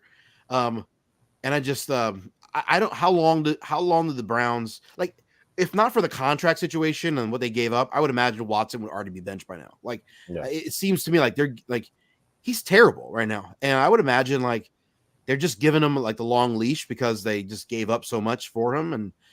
But like at some point that's got to end, right? At some point they're just going to be like, okay, never mind, we're done. And this team, it's unbelievable this says it all. If they put Jameis Winston in, the team would be better, noticeably better. That's an unbelievable indictment on Deshaun Watson, that Jameis Winston would make your offense noticeably better. Means you're terrible right now. I mean, that is that should make his soul sad. Well, we just saw it. Maybe they'll be motivated by what the Panthers did. I mean, they're like, Andy Dalton should not be a lot better than Bryce Young, but he is. And so Jameis Winston should not be a lot better than Deshaun Watson, but he is. So remember, I mean, Deshaun Watson and the 2018, 2019 Deshaun Watson, I mean, was awesome, man. 2019 Deshaun Watson, 2020. I mean, like, dude, what the heck happened? Is it, I don't know. Is it the field stuff affect him? The year off affect him? I don't know, man. This drop off feels worse than the Carson Wentz drop off. Like this feels worse. I don't even know if there's anything I can compare it to. Like, this guy just forgot how to play football. Yeah, it's crazy how much worse he's gotten, and I think people are going to keep expecting him to bounce back. Once the Browns are done with him, another team's going to sign him. I mean, the team's desperate for a quarterback. Another team's going to give him a chance, and I think he's just going to burn them too. So worst trade: Denver for Wilson or Cleveland for Watson? I say like, I think the worst trade is Denver for Wilson, because at least Watson, he was still young, and there's reason to expect him to play well. Absolutely. Whereas Russell Wilson was an old player that they traded for. So regression was bound to happen there. The Cleveland, I mean, they're both bad, obviously. Yeah. Like, I think the Watson one is a little bit more defensible because of the youth of Watson, but they also took that major PR hit. Like, this guy, he's a crummy guy. He's a scummy dude. Like, they took a pretty significant PR hit. They lost some advertisers locally in Cleveland, which, I mean, I don't know, whatever. They're a multi-billion-dollar organization. I guess it doesn't really affect them that much. Like, I don't know. They're like, what's worse? Like, clawing my eyes out with a rusty butter knife, or stabbing myself in the thigh with a piece of wood. I don't know. They're both very bad. Well, here it is. So never trade for a giant bundle for quarterback with the last name starting with W and ending with the Sun. There it is. Now we know. Scientific analysis we get here. It's the best that we get. Exactly. All right. Ravens beat the Cowboys 28-25, but this was a blowout entering the fourth quarter. Dallas, once again, just like the playoff game against the Packers, they had this amazing fourth quarter garbage time stats that kind of like changed everything for DFS. Prescott's numbers look fantastic, 379 and 2 touchdowns, but he did not play well. Rico Doodle, by the way, 11 touches compared to Ezekiel Elliott's 4. Elliott just is not being used right now. Doodle is the running backs to own, but you don't really want to own him either. So it's just like, if you have to own someone, it is Doodle, but it just it's not a great situation. Jake Ferguson's at least healthy, went 6 for 95. CeeDee Lamb has not produced up to his potential. I feel like a breakout game will be coming soon.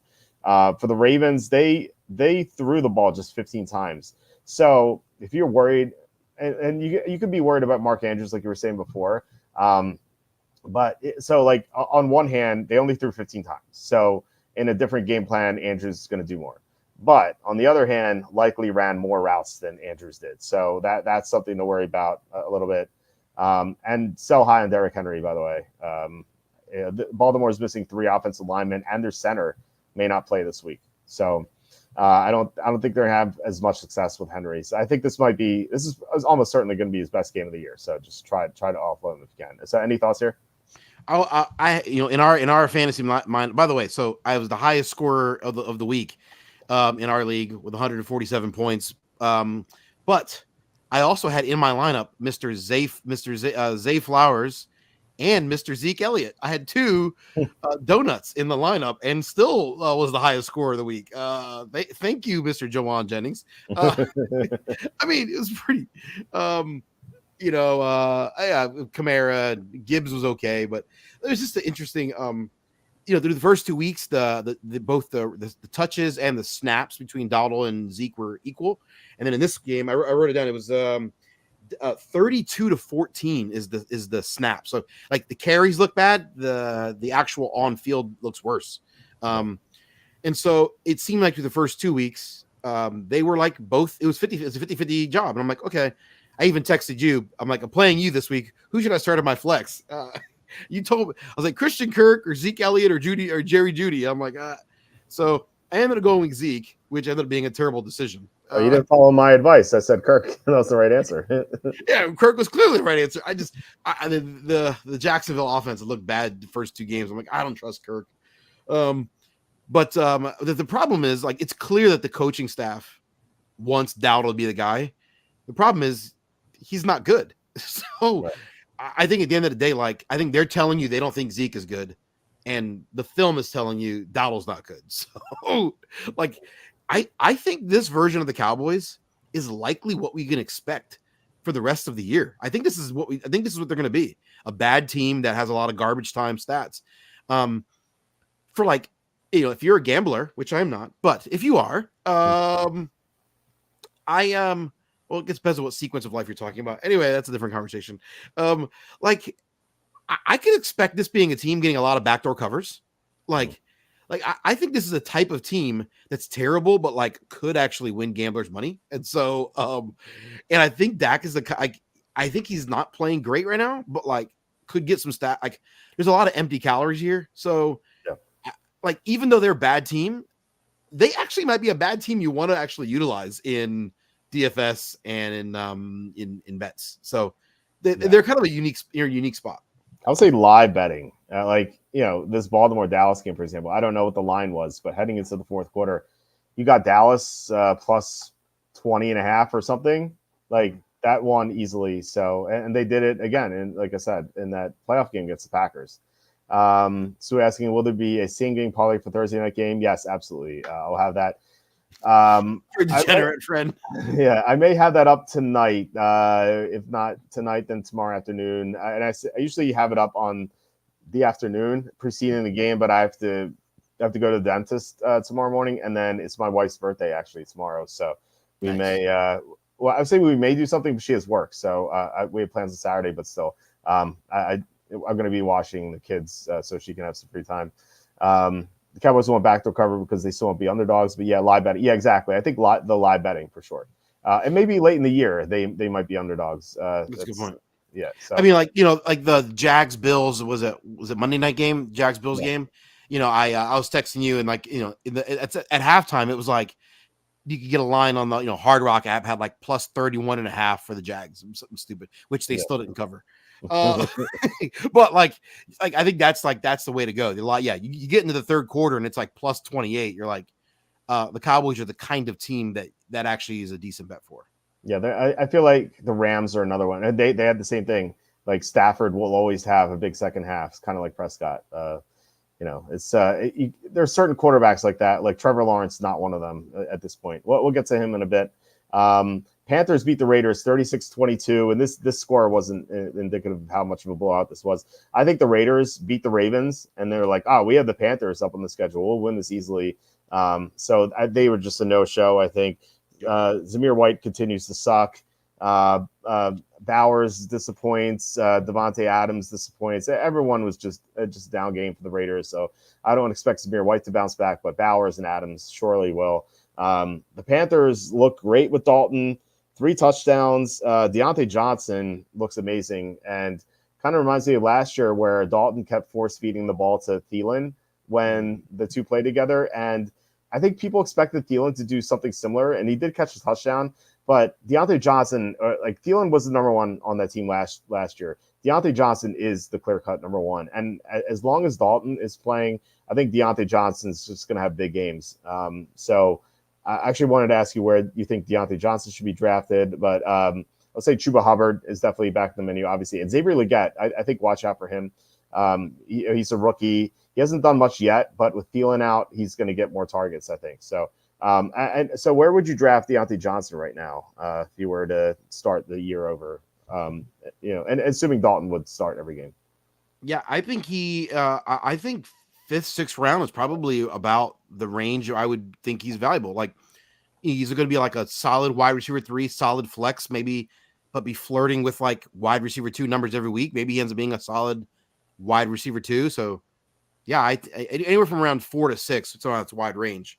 Would easily be a place I'd be take a guy like Johnson at this point.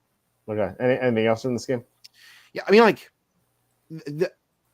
I just think it's hard to like understate. Like, the Bryce Young situation is a disaster for, like, it's just a total train wreck. And like Andy Dalton, 38 years old, like mediocre as can be. Like this guy should not be clearly better. Like, so it's just like a guy like Bryce Young's like, look, Young clearly has more talent than Andy Dalton, but like he's just lost, man. Like he just doesn't know what he's doing. And you watch Andy Dalton, you're like, okay, like he's not good, but he knows what he's doing. Like he belongs in the league. And you're just like, I don't understand how teams make these decisions. I don't get how this multi-billion-dollar corporation, these multi-millionaires end up making just like, dude, I don't do this full time. Like this is just a side hustle, a side gig. This is like a hobby of mine. And I know better than some of these guys do. It just shouldn't be the case. Some of these NFL execs, I just don't understand how they have jobs. I don't get it. I'm ranting. Just like, I don't get it. Anyway, Deontay Johnson looks good. Yeah, Zamir White looked terrible. I said it all summer. Don't draft this guy until like round 15. People were drafting him around 4. Like, he just sucks. When players suck, it doesn't matter. It's the who else is their argument. Like, well, there's no one else on the team, Kenny. I don't. They'll find somebody. Like, and Zamir White, like, he'll be out of the NFL by Thanksgiving probably. Like that's how bad he is. But the problem is like who else do they have? They don't have Madison. Like Madison sucks too. Yeah, he sucks too. Yeah, they all suck. It's the problem. Like, don't draft players that suck. Yep. Sue says, "Quiz your dentist on how much a hamburger costs now." Yeah, I can't believe you told me a McDonald's burger was $12. He's a nice guy, but I don't like. He did say that. I had to go in and check myself. It's $2.69 by the way. Canales made Andy Dalton great again. That he did. Although was he ever great though? I think it made him great for the first time. I need a hat. I need to make Andy Dalton great again hat on the Walter Football shop. Maybe I'll do that. John says a lot of people have Bryce Young ahead of Stroud. Some revisionist history going on. Well, you know who didn't have Bryce Young ahead of Stroud was the Panthers coaches and GM. They wanted Stroud, and the owner came in and was like, "No, I want Bryce Young." So, I don't watch college football, so I don't. I think I've said that like 3 times in this show tonight. But so I didn't have an opinion. I didn't know. I don't know how that like. How is it possible that Bryce Young could be the number 1 pick of a draft when he looks like this? I don't get it. Maybe he was great in college. I just don't know. Was he awesome in college? Yeah. I mean, obviously, yeah, he wouldn't have been the first pick. I did think Stroud was better than Young. I remember you said that. You did say you thought C.J. Stroud was the best player. I mean, I remember you saying that. Yeah, I love Stroud coming out. Young, I was concerned. I was concerned about Young because of his like lack of size. I thought he was going to get injured a lot. That was my main concern with Young. But I don't know why he's playing so poorly. And like he's gotten worse too. Like in his rookie year, he had a bad rookie year. Don't get me wrong, but he had some okay moments. Like he beat the Texans, he beat the Falcons, he almost beat the Packers late in the year when he got hot. Like he had this nice comeback against the Saints in week 2. He didn't win, but he pushed. He had a great drive at the end. Like these moments were just like flashes, and I thought like, okay, with better supporting cast in year 2, he could ascend to maybe being above average. But he's gotten worse. Like he actually just regressed despite the improvements. And the Panthers have good stuff around their quarterback. Like they spent I think $150 million on 2 offensive linemen this offseason. They traded for Deontay Johnson. Chuba Hubbard's a solid player, and they have Jonathan Brooks waiting in the wings soon. Like they have good pieces on offense, plus Dave Canales. Like, and like I thought this is why I thought heading in the year, I thought the Panthers were going to be a good team to bet on, just because like they're not great and their defense kind of sucks, but at least they have a good offense. But with Young, they just didn't. But now with Dalton, they do, and so I can't say I was like too surprised with this performance. Yeah. Oh, by the way, Brock Bowers is awesome, and yeah, he's a freak of nature. Yeah, he is.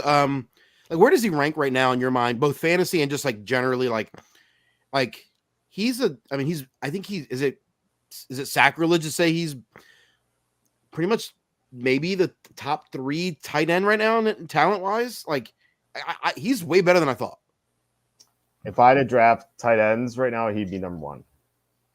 Yeah, I mean, already. I think the only argument you might get from me would be potentially like maybe Sam Laporta is still worth better than him, but like, yeah, Brock Bowers is awesome, and I targeted him in the 9th round in a few leagues, and like I actually passed on him multiple times. Like he was available in the 9th round in like multiple drafts this summer, and like I passed on him a couple times, and like I look back and like those were way better than like the 9th round picks I had in most of those leagues. He is the number 1 tight end in best ball right now. He's going 4th round. I mean, that's still too high for tight end in my opinion, but I agree with that. But he's the best of the tight ends. By the way, I got Laporta in the 9th round in the draft this morning, so that's great. That's fantastic value. Yeah. Laporta, by the way, is a hamstring. The announcer of that Lions Cardinals game said that Laporta has a hamstring injury heading into the season, so that was something to watch out for. Maybe that's why he's not producing as well right now. So if he gets healthier, he could go off. So I think he's someone to buy low on at the moment. Kevin O'Connell's making Sam Darnold great. That's a lot of it just shows you how great coaching is. Like look at LaFleur with Malik Willis, Kevin O'Connell with Sam Darnold, Dave Canales with Andy Dalton. Like coaching matters, you know. That's right. I wonder what Young's Wonderlic score was. Probably not high. Is that still a thing? Is that the Wonderlic still a thing? I think they take something else. I think they take another sort of test. I'm not sure. I haven't heard that though. I heard the Wonderlic was racist. Did you hear that? Did you know? Of course, yeah. Any test is racist. Remember the nonsensical Reddit lies that levels to go number 1? Yeah, that was a thing. Bowers won in the 8th, and I botched waiting for too long. Made sure to get him in my 2nd league. Well, at least you got him in 1 league. Williams' improved play will hurt Laporta. I mean, Williams' improved play will hurt everyone. You know, just another target to throw to. It's going to diminish everyone. But I think Laporta. The main thing with Laporta is that hamstring injury. Like if he were healthy, I think he would at least have 1 good game right now. So like I said, I think he'd be someone to buy low right now. I actually think Williams doesn't hurt Laporta. I think Laporta and Amon-Ra St. Brown are actually cannibalizing one another if once Laporta's healthy, because they run similar routes. They're in the middle of the field a lot. Williams is a totally different skill set than those two guys. That's something the Lions haven't had over the last couple of years. Yeah. So I got Bowers only because I filled every spot and he's the only tight end left. I didn't want him at all. Well, congratulations. that was a good pickup. All right. Next game, Seahawks beat the Dolphins 24-3. I ran it about this game so much. I mean, we already talked about most of this from the Miami side. For Seattle, Metcalf is just an amazing player. He's great. Charbonnet had a great game, but Kenneth Walker is going to come back soon, so that value is going to diminish. I'll try to trade Charbonnet right now if you have him. Maybe try to fool someone to thinking that Walker is going to be out for much longer. Walker could be out again this week, but I think that's probably the last time he's going to be out. So any thoughts on this game? I think we talked about Charbonnet last week, and I think the talent gap between Walker and Charbonnet is very minimal. Dude, the first touchdown was like whatever, anyone could make that run. The second touchdown was just, a man that size shouldn't move that quick. It's just really great run, and so I have a hard time believing that they're just going to go back to Walker full time. Like I could see this being a split, and I don't know, most teams are a split in the NFL, right? Like splits are very common, so it's not like it's not 1999, where there's one running back getting bell cow work at this point, like. So yeah, as long as if Walker's out, I think Charbonnet is a great player. Man, this Dolphins offense is a total shambles right now. They look a total mess, and it's hard to trust this team even a little bit right now. And it's sad because a lot of us own a lot of shares of this offense, right? I mean, I got Jalen Waddle in multiple leagues, and I've got all of the running backs not named Devon Achane. Like just because I kept thinking to myself, Achane's going to get injured. One of these guys is going to be good. So I don't know. Jeff Wilson Jr. and Jalen Wright, and like, what am I doing? Why do I have these guys on my rosters? By the way, Tyreek Hill 3 catches, Alec Ingold 3 catches. Great job. Great job trying to get the ball into your best player's hands. The thing is, like, they're not even trying. Like, they're not even scheming him. Like, there's no bubble screens. Like, I don't understand it. It makes no sense. You've already ranted about this, right? So it makes no sense. I spent a lot of time ranting on it. All right, Lions 20, Cardinals 13. Condolences to anyone who had the over in this game because they had 30 points at halftime and 3 points in the second half. I don't know what happened in the second half. It's just like this black hole of offense just like sucked everything out. Like it was crazy.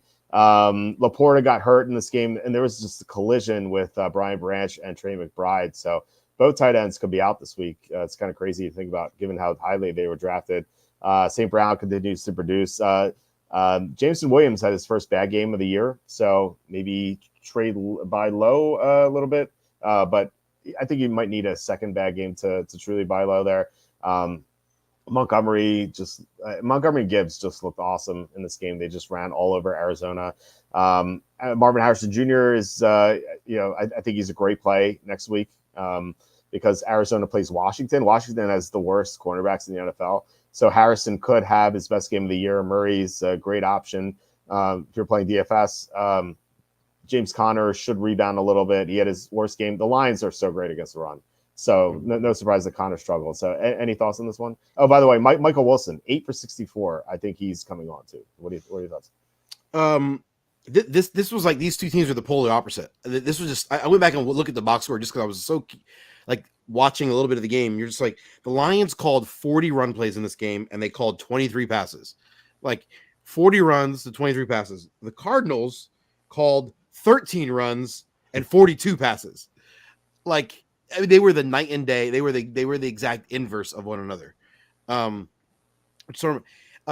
Murray, by the way, like he looks at Marvin Harrison. Marvin Harrison is the first read on every play. That's a good sign, right? Like that's good if you have Harrison. Michael Wilson is the second read on every play. Like and then he just scrambles around and runs. Like that's it. Like that's there's no like the Greg Dortch 6 targets were all in garbage time late in the game. Like they feel kind of like empty calories. So it's just like this offense goes through Marvin Harrison. He's a good player, so that's a good thing. And I think Kyler Murray is like he played much better than his stats look. So I think he's due for like when they play bad defenses. I think the Cardinals are a good team to bet on if you're a betting person. Yeah, the problem this week though is that they're -3.5, which is the dreaded. It's terrible. Yeah. Yeah, that's the worst spread to bet on. So let's see here. This comments here. Willie Do says 12 PPR. My QB is Fields. Should I trade Rashad/Bucky for Jaden Daniels? Yeah, I mean, if you can trade for Jaden Daniels, absolutely. So all the running backs are Hall, Mason, Aaron Jones, Steele, Braylon Allen. Yeah, you can trade them. If you could somehow get Jaden Daniels for those two bums, then yes. Okay, Bucky or Perfect is not a bum. If you give for that bum and Bucky sounds like a ESPN show. Would you? I don't know. What are your thoughts here? I'm not usually one that's going to trade for a quarterback, but yeah, for that, sure, why not? Absolutely. Yeah. Like Rashad White or Bucky Irving are not likely going to be all that valuable to you based on who you've got. Like yeah. Yeah. That's for sure. So let's see here. We had this comment. Dolphins defense is no great shakes either. They could get after the quarterback, but they can't really do much else. So you're right. They've lost so much. And Jalen Ramsey, by the way, looks like he's like toast. They just gave him a new contract too, like a month ago. Kenny Walt wrote this week, Charbonnet is talentless. Discuss. Yeah, he was heading into this week. He was 57th in yards per carry after contact. Now he improved to like 33rd or something, but he's still behind Kenneth Walker. I think Walker is way more talented than Charbonnet. I don't think Charbonnet is that good. I think like his stat line, I think, is misleading here because Miami just looks so bad. I do think. Well, Kenny and I disagree on this. We talked about this last week. I think there is a bigger gap between Walker and Charbonnet, but Kenny does not. So I don't know. I mean, one of us is right. I don't know who's right, but we discussed this last week. I feel like we don't need to dig into that. Yeah, Walker's a better player. We agree. I don't think the gap is dramatic though. His second touchdown run is like very few guys could do. If you want to go on Game Pass. Side note: don't use the American version. Get a VPN and use the German version. The German version of NFL Game Pass is fantastic. It's the best user experience. Anyway, because the NFL likes to take good things and make it worse. Thanks, NFL. Anyway, yeah, the second that's my favorite thing to go back and watch touchdown runs. The second touchdown run is a thing of beauty. Like very few guys can do that. So anyway, yeah. NFL also likes to give good things to people overseas for some reason. Yeah. Rams beat the Niners 27-24. It looked like the Niners were going to win this one in a rout, and the Rams came back. Trent Williams got hurt. That was the turning point in this game. Trent Williams got hurt. He came back in. He only missed like 2 snaps, but he did not look right once he returned. So I think that really hurt the Niners. We talked about Juwan Jennings. He was awesome. And we discussed where we would draft him or where we have him. I think Brandon Ayuk is a great buy low. He still has 10 targets. He's still working his way back into shape because he missed all of training camp. So this is basically like his preseason. Like he had 3 games. His preseason's over. I think he can really go off sometime soon. So I think he's someone to trade for. Jordan Mason, sounds like he's going to start all year. So McCaffrey's going overseas to get a second opinion. So he could be out for a while. Kyron Williams. Fine, man. That is not a good sign. No, definitely not. Kyron Williams, 3 touchdowns. He's going to get all the usage. The Rams receiving core is a disaster right now, at least until Cooper Kupp comes back, because they're just rotating guys. And, before they were playing like 3 or 4 receiver sets. Now they're only playing 2 receivers, and they're just rotating them. So I don't think any of them are worth owning. So any thoughts here? Yeah, man, like this team, yeah, as you said, it's very odd game. Juwan Jennings became like the center focus of the offense in the second half, which was strange. But if you're an Ayuk owner, like, don't worry. I think he'll be fine. Like, I think he'll be okay. Mm-hmm. You're right. You don't want any of that. The one guy that might be worth owning, like having on your bench, is Tutu Atwell. Like I think he's the most talented of the bunch. Not by a lot, but I think he's a little better than the rest. And if Kupp and Puka are going to be out, for extended period of time, still it looks like Tutu Atwell might be the guy worth stashing. The rest of the guys are bums and not worth your time. Yeah, Rams show a lot of heart. Yeah, they did. I mean, that saved their season because they could have gone to 0-3. Chiefs 22, Falcons 17 on Sunday Night Football. Falcons got off to a great start, and then they lost two offensive linemen in the second quarter. So just a rough scene for them right now. So that's going to hurt Bijan Robinson, who's only 16 for 31 in the touchdown. His blocking is going to be diminished. Drake London looks okay. I think he's a number two in real life, but he's number one on the Falcons, but he's really should be number two. Darnell Mooney had a solid game, 8 for 66. I think he's going to have some decent games. He's going to be inconsistent. For the Chiefs, Rashee Rice continues to be awesome. I think if you were to redo the draft, I feel like he would go first round if people knew that he was going to be suspended. And then Travis Kelce on the flip side. I've been saying this all year. Travis Kelce just looks like he's going through the motions, kind of like last regular season. He just maybe come playoff time he's going to be awesome again, but he's just coasting right now. So I would have no interest in owning him at all. Carson Steele got most of the work, 17 for 72. He looked fine, not great, but not horrible either. It's just an okay plotter, it's just good enough to get the work done. You got to imagine he's going to score a touchdown at some point and just be fantasy viable. So, what are your thoughts here? I thought, Steele reminds me of, remember Peyton Hillis? Yes. Yes. Maybe I'm being racist. Maybe it's because he's white and he's got the big shoulder pads. So it's, this is racist Kenny here speaking. But just kind of like that plotter and he's fine. Like in the right situation could be good, but I don't think he's actually that good. And so just I don't know that any of these guys are gonna be all that. I don't know that until Pacheco comes back. I don't think anyone's all that viable. Kelsey's not great. Mahomes is the 12th best quarterback in fantasy and standard leagues right now. So they're clearly the best team in the NFL, and yet don't really have a lot of good fantasy options to rely on. Except I do have Harrison Buckner. Maybe future president Harrison Buckner. Maybe. So, hey, if Harrison Buckner runs for president, I will donate $4 to his campaign, which would be the most I've ever donated to any presidential campaign. I donated to George W. Bush in 2004. I donated $3. So, inflation gets it to $4. Nice. Yeah, that's a good point. You know what? I'll match your $4. Excellent. So Harrison Buckner. If Harrison Buckner's ever watching, if you're watching this, first of all, would he get a life? What are you doing watching us? Second of all, you should run for president, and I will give you $4. I don't know. I think we have a good show here. Why is it? That's right. I like being self-deprecating. It's more fun. It's more fun to me. Look how awesome we are. Yeah. If he's watching this, I'd be concerned that he's up at midnight because he probably has practice the next morning. That's Harrison, what are you doing? Good to sleep. All right. Ben said the same thing about Atwell last week. I just don't know. I don't know about Atwell. I mean, I guess he's the guy to own. I don't know. I feel like they just rotate their guys, and Cup's gonna be back soon. There it is, John. $4 for Bucker. Thank you. Yeah. Nice. Very well done, John. You know what? We'll take this 4 and we'll take our 4 each. So he'll have $12 in his campaign. So he's off to a good start.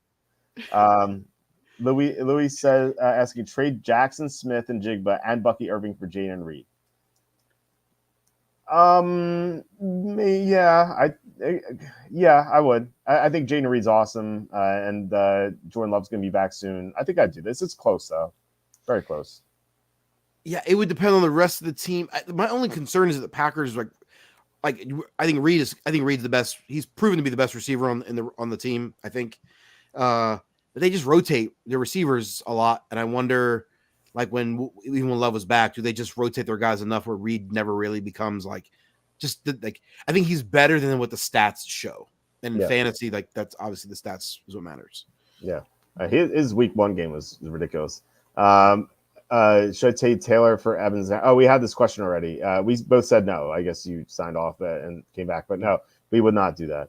All right, the first Monday night game, Bills just shellacked the Jaguars. It's just disgusting effort.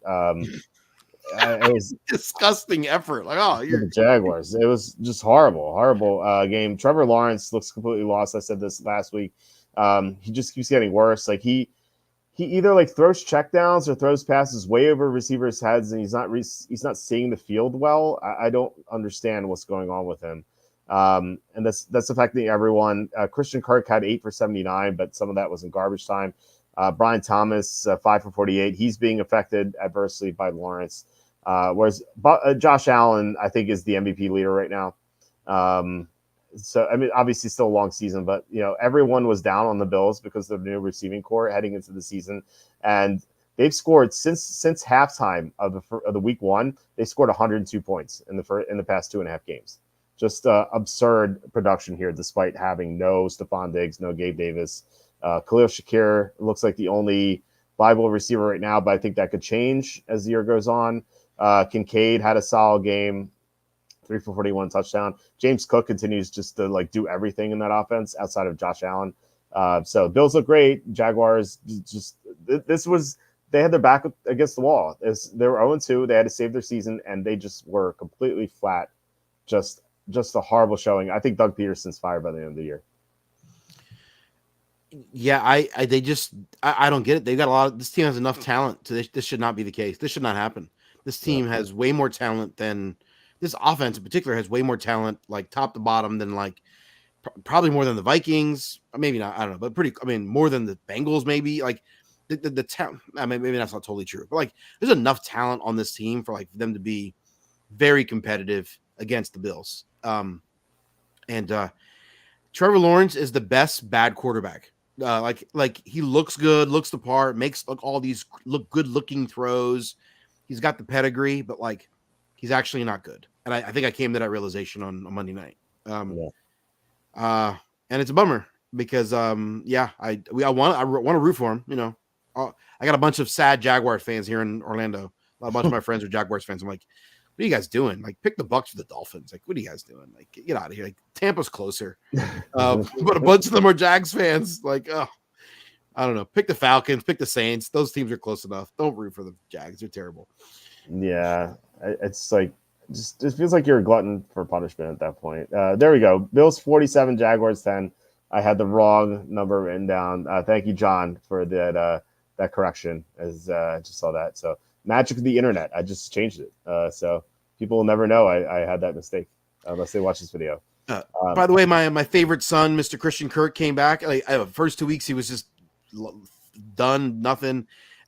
Came back and finally played good on my bench. So when he's in my starting lineup, he sucks. When he's on the bench, he's doing great. So I'll put him back in the starting lineup this week, which means he'll probably suck again. So it'll be great. There you go.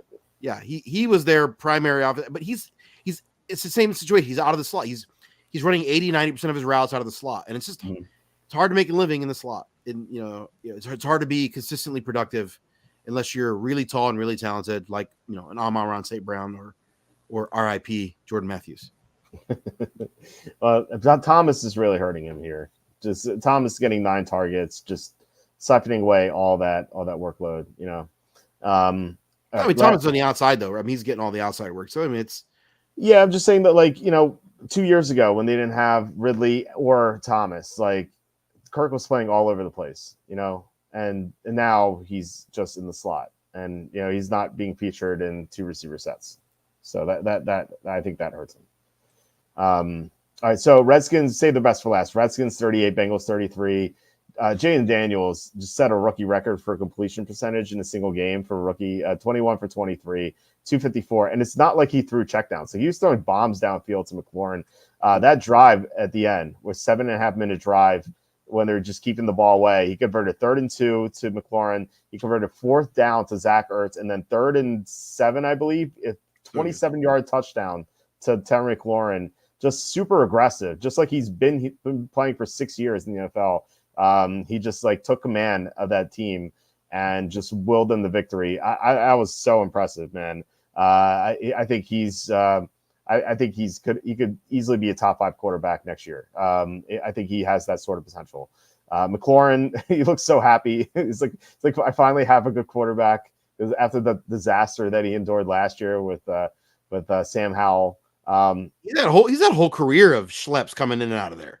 He really has, and like now he finally has this franchise quarterback, so he's got to be super happy.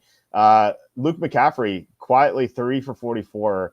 I think his role could increase as the year goes on. I think he's just someone to monitor, maybe in PPR leagues, especially. For Cincinnati, Joe Burrow, it's a great game. Not as good as Daniels though, but it's still a great game. Jamar Chase went nuts, 6 for 118 and 2 touchdowns. That was we had Chase over receiving yards. Fortunately, we had some bad plays too. But Andre Yushevis, 5 for 52 and a touchdown. So he's just not affected by Higgins. He plays in the slot, so he's taking over that Tyler Boyd role. Higgins only 3 for 39, but he had a touchdown call back because he was like barely out of bounds. So that game could have been better for him. For the running backs, I thought Chase Brown outgained Zach Moss on 5 fewer carries. He looks so much more explosive than Zach Moss. I think this is going to even out. I've been targeting Chase Brown late rounds in best ball. I think that he's someone to trade for or pick up on the waiver wire because I think in a few weeks he's going to be getting. I think this will flip. I think he will have 12 targets or 12 carries instead of 7 for Zach Moss. So, what are your thoughts on this game? The Chase Brown situation is frustrating. I have him in our league. He's on the bench. Like the frustration is like the number of snaps. Zach Moss was in. If I told you that Zach Moss was in on 42 plays and Chase Brown was only in on 14, like, right. but like you said, like when you watch them play, like they are like it's clear. They're not even close. So Chase Brown's in on 14 plays. He gets 7 carries for 62 yards, and he looks explosive. He looks like he knows what he's doing. Zach Moss is in, gets 12 carries, but maybe they like Zach Moss because he's a veteran and he's better pass blocking. Maybe that's why they want him in. I don't know. He did score a touchdown, but it was garbage time touchdown. Like whatever. Zach Moss sucks. He doesn't belong. And like I gotta imagine at some point the Bengals are going to turn the page and Chase Brown's going to be the guy. So I'm going to hold on to him. By the way, Joe Burrow, even after a very impressive game, 300 plus yards, 3 touchdowns, he is still only the 13th best quarterback in standard leagues through 3 weeks because his first 2 weeks were so terrible. So Mr. Joe Burrow, please, can we not suck for 2 weeks? What are you doing, dude? Like, he always does this. Always. Like, I'm so annoyed by it. Like, I get annoyed by him. Jaden Daniels, by the way, he in the first 2 weeks, he only had 3 passes more than 20 yards, more than 20 air yards. In this game, he had 6. So how about that? How about doubling that in one game? Yeah. He was 1 for 3 on those passes. This game, he looked like just bombs away, man. I said it earlier. If you have not seen them play, or you don't know who they were, you're just watching them play the first 3 games, you would think Jaden Daniels was the first pick of the draft, right? Yep. Oh, Caleb Williams a 3rd round pick? Was he a project? Like, I mean, if you didn't know better, that's what you would think. Jaden Daniels was awesome. And, if you're in the NFC East, you got to be a little bit nervous that, hey, this team could be good. If the Eagles are not careful, that legitimately the Redskins could pop up and be a good team sooner rather than later. Yeah, and next year, I think their props are going to look pretty juicy. I mean, they have him on a rookie deal, so they can sign a bunch of guys. They really need to fix that defense. The defense is horrible, but it looks like their offense is set. They're blocking well. They have McLaurin. I think they could use a receiver too with McCaffrey in the slot. But they have the running back with Brian Robinson. So this team looks set offensively. They just need pass rushers and cornerbacks. And they could get going here. Sue 401 super chat. Thank you so much, Sue. Really appreciate it. For Kenny being Butker's vice president and Walt being gambling czar. I'm into it. You'd be the VP? You accept that nomination? Okay, nice. I would, you know what? If Kenny's VP, I'm doubling my contributions from $4 to $8. So thank you so much. So really, really appreciate it as always. Thank you so much to you and John for being the top contributors here. Ken Meekin Eagle says Buffalo plus 8.5 and Minnesota plus 8.5 on a 6-point teaser. I think Buffalo plus 8.5 looks better than Minnesota. I think Minnesota could win that game, but it also wouldn't surprise me if they're blown out too. Like, just because I don't know. At some point, I like Minnesota. I think they're a good team. I feel like it's almost like Cinderella turning in her carriage turning into a pumpkin. I think that's what this reminds me of. So I think Buffalo is safer. I would tease that with Kansas City down the 1.5 if I had to, but I feel like this could still be a winner. I just would worry a little bit about Minnesota. John says Bengals plus 340 to win the division. That number I think looks pretty good. I think they're going to be. They're still in the mix. Like the Steelers are 3-0, Ravens 1-2, Browns have no chance. What's the Ravens? What's the Ravens odds? Okay, I'd be curious. I'll look at that right now. The Ravens, I don't like them very much because they lost to 3 offensive linemen heading into the season. So I thought they were definitely candidate for regression. On FanDuel right now, Bengals are plus 340. Ravens are the favorites. Wow. At plus 130, Steelers plus 220, Browns bringing up the rear. It's plus 700. That needs to be higher. Plus 340 feels like the best value there. Yep, for sure. I agree with that. By the way, NFC East, if you're wondering, Eagles are minus 180, Cowboys plus 270, Redskins 7-1, Giants 25-1. I'll say this: if Jalen Hurts gets hurt, I mean the Eagles already have a lot of injuries. If Hurts goes down, I think that Redskins 7-1 looks interesting. That's actually really good value. Yeah, I think so. All right, Kenny, you reminded us a few times you do not gamble, but how would you like your chances in a Jello wrestling match against Ron Wolfley's friend? A violent toaster with eggs over easy for eyes and bacon strips for lips. A violent toaster with eggs over easy eyes and bacon. I think I'm not sure my chances would go well. I don't want to eat the bacon. I just I'd get so distracted. Yes, I love Ron Wolfley. Have you ever heard him speak? No. He's the Arizona preseason announcer. He says some like off the wall things, and he speaks like, "That guy is so good. He reminds me of a phone booth with vines for lips and a telephone pole for legs." It's like what are you saying? This guy's he says this is actually like stuff he says like during the broadcast. Why? What's going on? I think he used to be I think he was a fullback in the NFL or linebacker. I think he got hit in the head too many times. He's funny though. He is funny. I don't know if he means to be funny, but he is. Make aprons personable again. I have to get on that. I have like so many things on my plate, but I will definitely get on that. Come on, Walt. The people demand it. I know. Get rid of soccer. Make daylight savings time permanent. The winning platform. Yes. Daylight savings time permanent. Absolutely. Get rid of soccer. Yes. Do you agree? Then it's so dark in the morning and you're going out. I don't know. Yeah, but you don't get up before noon. So, I know, but like people who work 9 to 5, like they get out of the office, it's already dark. That's so depressing. I think like giving them an extra hour of daylight, I think could make people a lot happier. I don't know. But then it's like 8 a.m. You're taking your kids to school and it's dark still. Yeah, I don't know. We're talking to the guy whose office hours are 3 p.m. till 5 a.m. So dude, I get up 11 a.m. Come on, I do some stock trading. I have to get up at some point. No, the solution is just make the school day start later. Why did school day start at 8? This is ridiculous. That's a good point. Yeah, plus 130, I think. What's that? With the Ravens, you're talking about the Ravens. Oh yeah, Ravens. Ravens. The Bills' opponents are 2-7 so far. One of those wins was Dolphins over Jags. Yes, but they've blown out their competition. Just keep that in mind too. It's not like they won close games. Plus, banned the 50-yard field goals. Sick of these little squirt non-football players coming on and nailing 57-yarders. By the way, did you see Brandon Aubrey's 65-yard field goal? Yeah. Like he nailed that, and it could have gone. It went over by several yards. I think that would have been good from 70. Like no joke.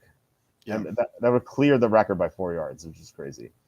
I wonder, did we talk about this before? Like how we would make make it harder. Like I wonder if just like pushing the upright. Someone said like pushing the uprights together, making it harder. Yeah. Or you could have someone in a jetpack like trying to be as like a goalie. I do think the upright thing. Actually, I thought about that this week. I'm like, I actually do think that would be the ideal solution. Yeah, I guess. Yeah, I think that's about right. School day start early because of sports. That's the reason. I guess. I don't know. I mean, can't they start the sports later and start everything later? I mean, I think it goes back to like Industrial Revolution. The school year was all about Mm-hmm. whatever. School year is all about matching up with the work schedule. Yeah. Yeah, that makes sense. Raise the damn crossbar. It's something else that they could do too. And then Yeah. move the extra point back where it was. Or just make the teams go for 2 every time. I think that'd be interesting. Yeah. So, all right, guys, that's about it. Thank you so much for watching and commenting. Really appreciate it. Thank you especially to John Sanders for the $4 super chat and Slew for the 401 super chat. You guys are so awesome. And like I said, YouTube ads pay nothing, so this really helps keep the show going. So thank you so much. Last comment: Walt's girl Kamala said today she's going to solve the cost of housing problem with a holistic approach. Can either of you explain how that works? Okay, so if you guys do you listen to Ben Shapiro much? Sometimes he's not like I'm not conservative, I'm libertarian, so I'm more likely to listen to libertarians. Okay, But I like sometimes some of what Shapiro says. His impersonation of Kamala Harris is fantastic. Like it's just so anytime I think of Kamala Harris talking, I don't think of her. I think of him impersonating her every time. Right. And so I hear his voice saying, "We're gonna fix it with a holistic approach," and it's so classic. Yeah, she says his nasally voice. It's just so irritating, I think. I was raised in a middle class family. Like it's like her answer to everything. I thought Trump's biggest misstep during the debate was when she was bringing up like I'm going to give 25,000 to new homeowners. How did he not say, well, we were just talking about inflation. Like, what do you think that's going to do to inflation? Yeah. Like, I thought that was just an easy thing to say. Unfortunately, he did not go that route. Kamala give black people everything. And then he says, oh, I forgot. I referred to some of Kenny's website last week. Please let me know if your traffic increased by 1. Well, speaking of Kenny's website, we have thecabisfake.com. Did your traffic increase by 1, Kenny? Yeah, Chris, I went from 28 visitors to 29. And my mom is 26 of those. So nice. Mom must believe the cap is fake, huh? Right. So hey, there's something I'm start doing. I actually have a draft. I haven't posted it yet, but I basically been tracking because I've had people ask me every summer about like quarterbacks going late. Like people are like, oh, they just don't believe like you can really skip quarterback. And so what I'm doing though, I'm tracking in all of my leagues which quarterbacks are available each week, and which quarterback I would start who based on who's in the waiver wire. And so basically I have it on the guy, through the first 3 weeks, I have quarterbacks QB6 and QB5 collectively speaking on my in my 2 main leagues. So I'm going to post that this week, and maybe I'll mention every week on the show. I'll mention who would be the streaming quarterback that I would start in our league, and I just want to just to show people, listen, even if you drafted 0 quarterback in your fantasy draft, you could still conceivably end up with QB6, QB7, QB5 numbers consistently. It really is that easy. So anyway, that's the plan coming soon to thecapusfake.com. Nice. I look forward to seeing that. Well, let me ask you this. Who would you start at quarterback this week between these are the people available in our league right now. Daniel Jones, Justin Fields, Andy Dalton, Tyler Huntley, Bo Nix, Derek Carr, Deshaun Watson, Trevor Lawrence, Will Levis, Matthew Stafford, Gardner Minshew, Jacoby Brissett. Those are the only starters I see available. Should I read the list again? I'm looking at it right now. Actually, I pulled it up. Funny enough. I mean, Derek Carr at Atlanta. If he's available, he would be a guy I would consider. Trevor Lawrence against Houston. Maybe maybe there's some garbage time there. Justin Fields against the Colts. Like that feels like a good. It would be one of those 3. So I'll narrow it down. I'll end up ranking them. Which one I think is first, second, third. Nice. I don't know. Andy Dalton against the Bengals. Actually, that might be the best play. Yeah, we just saw what Jaden Daniels did to them. Yeah, I think that has the potential to be a shootout. I do like Cincinnati to win at their first game there. So outside Josh Allen, there's no reason to take a quarterback the first 20 rounds. Nice. Good show tonight. Kenny scoring over 140 appears to be a contributing factor. Yeah, Kenny with a dominating win. I'm fine with my point total. I outscored like half the league with my 107 or whatever it was, but 140 was just way too much for me to handle.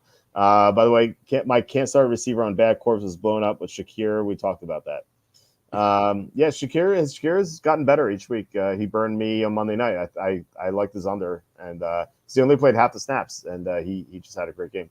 All right, guys, thank you so much for watching. We're going to be back tomorrow after the Thursday night game, so we're going to discuss that and the Thursday thoughts for the week 4 picks, and then back on Saturday. Tom's going to be joining us on Saturday, so looking forward to that. Again, please hit like, subscribe, comment below, share this video, visit the link in the description for the merch store, and visit thecaptainspake.com.